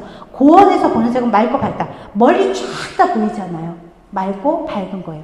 심원은요? 심원은 내가 앞에서 뒤로 가는 거잖아요. 좀 안 보이잖아요. 안 보이는 거를 내가 애둘러 가면서 찾아보는 거죠. 그러니까 어두웠던 것들이, 어둡고 흐린 것들이 점점 밝혀지는 거라는 거죠. 그 다음에 평원은요? 이렇게 돌아가니까 앞에서 보면, 여기서 보면 밝은 것도 있고 어두운 것도 있고 이렇게 다르는. 그래서 그러면 고원, 심원, 평원은 색으로는 이렇게 보이니까 이런 식으로 표현을 해줘야겠죠. 그림 그릴 때. 그 다음에 형세로 본다면 고원은 우뚝 솟아있고, 그러니까 기운 세고, 그럴 때는 어떻게 돼요? 붓에 필도 힘을 넣고 그러니까 먹도 진하고, 그리고 물 적게 해가지고 녹목으로 그려줘야 된다는 얘기죠. 심원은 앞에서부터 뒤로 가는 거니까 겹겹이 쌓인 것처럼 보인다는 거예요. 겹겹이 쌓인 것처럼. 그러니까 이럴 때는 어떻게 돼요? 우리 정묵한다 그러잖아요. 먹을 이렇게 한 번에 세게 딱 진하게 칠하는 게 아니라 흐린 먹으로 한 번 칠하고, 또 그 위에 한 번 칠하고, 한 번 칠하고, 이렇게 쌓아가는 얘기예요. 평원에서. 심원에서는. 평원은 융화된 장면으로 경쾌하게 펼쳐 있으면서 무한감이 감도는 것처럼 보인다. 그러니까 무한을 느끼게 해줘야 된다. 그래서 이 3원에 있어서, 그러면 3원에다가 사람을 넣으면 어떻게 되냐? 고원의 인물은 명료하게 그려주고요. 왜? 명백하다 그랬잖아요. 꼭대기 있으니까 비록 크기가 작더라도, 그러니까 조그만 사람을 그리는데 디테일을 다 살려서 그려주라는 얘기예요. 고원에다 사람을 올 때는 고원이니까 우리가 이 밑에서 보면 잘 안 보이잖아요. 그러니까 얼굴, 몸 이렇게 다 아니어도 쬐끄맣게 띡띡띡 그려도 그 붓 자체가 가느다란 세필이어도 먹이, 선명한 먹으로 빠르게 정확하게 딱 그려줘야 되는 거예요. 그 다음에 심원인 경우에는 작고 잦은 그려야 돼요. 그러니까 왜 어두운 데서 점점 나아가니까 잘 안 보이는 거죠. 그다음에 평원의 인물은 해맑고, 왜 평원은 이렇게 결국 이렇게 앞이 쫙 트이는 개념이니까 맑게 표현해 줍니다. 이런 식으로 3원을 가지고 그림 그리는 법들을 다 설명을 합니다. 그래서 이제 뭐 예를 들면 원래 3원의 3원을 얘기하면 원을 얘기하는 거고요. 요 3원 이외에도 이후의 사람들이 이제 활원, 유원, 미원 이런 식으로 그 원이라는 거를 얘기하니까 그냥 단순히 원근법의 원이 아니라 이거는 인식론, 자연, 내가 그리려고 하는 자연이지만 나중에 이게 어떻게 돼요? 우리가 이걸 현대미술로 가져오면 어떻게 돼요? 자연뿐 아니라 대상, 내가 그리고자 하는 대상이나 경험이나 사건이나, 그쵸? 이런 물질이나 이런 것들도 3원의 시각, 심지어는 활원, 유원, 미원이라는 6원의 시각으로 내가 관찰하고 경험하고 인식해서 그려주면 된다는 거예요. 그러니까 이런 식으로 하면요, 재현적인 미술, 사실적인 그림도 나올 수 있지만 관념적인 것도 나올 수 있고요, 심지어는 추상으로 갈 수도 있죠. 그죠? 왜? 나의 주관이 만들어낼 수 있는 거니까. 그죠? 네. 그래서 원래는 위진해나 옛날부터 원이라는 개념 자체가 뭔가를 바라본다. 그래서 바라본다는 건요, 거리가 떨어져 있긴 하지만 거리 자체에 중심을 두는 게 아니라 그 보는 것과 보는 나와 보여지는 대상이라는 두 가지가 같이 현재 여기에 같이 공존한다는 사실에서부터 출발을 해라. 그리고 그것을 나에게로 끌어당기거나 내가 그것으로 다가가거나 움직이는 개념이 들어있다는 거예요. 그리고 산수 자연을 관조하는 데 있어서 보는 각도와 거리의 문제에 과학적이고 합리적인 산수의 표현 형식 법칙을 제시했다. 그렇죠. 굉장히 과학적이죠. 네, 그런 방법으로 보여줬고요. 또 인물을 꼭 넣도록 얘기를 하고 있어요. 우리가 이렇게 보통 산수화 그리면 산수만 그리는 줄 아는데 산수라는 것은 인간 없이는 의미 없는 거예요. 그래서 요즘 이제 그 젊은 친구들이 산수화 그릴 때 사람을 안 넣어요. 그럼 제가 꼭 물어보는 게, 그래서 이거는 누가 보는 거야? 어디서 본 거야? 어디서 본다고 상정할 거야? 제가 말씀드렸죠? 그림 안에 인물이 있으면 좋고요. 아니면 거기에 누군가 가서 볼 자리를 만들어주란 얘기예요. 정자가 있는 것도, 다리가 있는 것도, 아니면 이상하게 쓸데없이 잘 안 보여야 되는데 산꼭대기나 중턱에 이렇게 바위 같은 거 이렇게 막 그려놓는 거 있어요. 그러면 그거 뭐냐면 거기 앉아서 보란 얘기예요. 거기 앉아서 보게 해줘야 된다는 얘기지. 이런 것들을, 그래서 산수는 그림 자체가 산수밖에 없는 것처럼 보이지만 산수는 인간과의 관계를 보여주고 드러내는 방식이다 라는 거를 얘기할 수 있는 거죠. 그래서 3원을 한 화면에 그려 넣으면 시간적, 공간적 완속성을 가지는 무한의 원을 표현할 수 있다. 더 뭐 있을 것 같은데요. 그냥 그림을 몇 점. 그래서 처음 아까 보신 그 조춘도는 좀 이렇게 종으로 긴 그런 어떤 그림이었지만 이제 뒤로 갈수록 평원산수를 그리다 보니까 횡으로 긴 그림들을 그려주고 있어요. 그러다 보니까 되게 현대적이죠. 여기서 보면 산을 다 잘라버렸잖아요. 이렇게 과감하게 자를 수 있는 데까지 가는 거죠. 왜? 여기 그림엔 없지만 어떻게 돼요? 우리의 시선이 평원에 의하면요, 이렇게만 가는 게 아니고요, 이렇게 퍼져나간다는 얘기예요. 그러니까 굳이 여기서 다 그리지 않아도 이 산을 다 볼 수 있다라고 이 곽희는 생각하고 평원을 이렇게 펼쳐내고 있습니다. 네. 작품 제목이 무슨 평원인데 한자가 잘 안 보이네요. 이런 식의, 나중에는 산도 많이 사라져 버렸죠. 네, 이런 평원산수를 남기고 있습니다. 네, 여기까지 할까요? 네.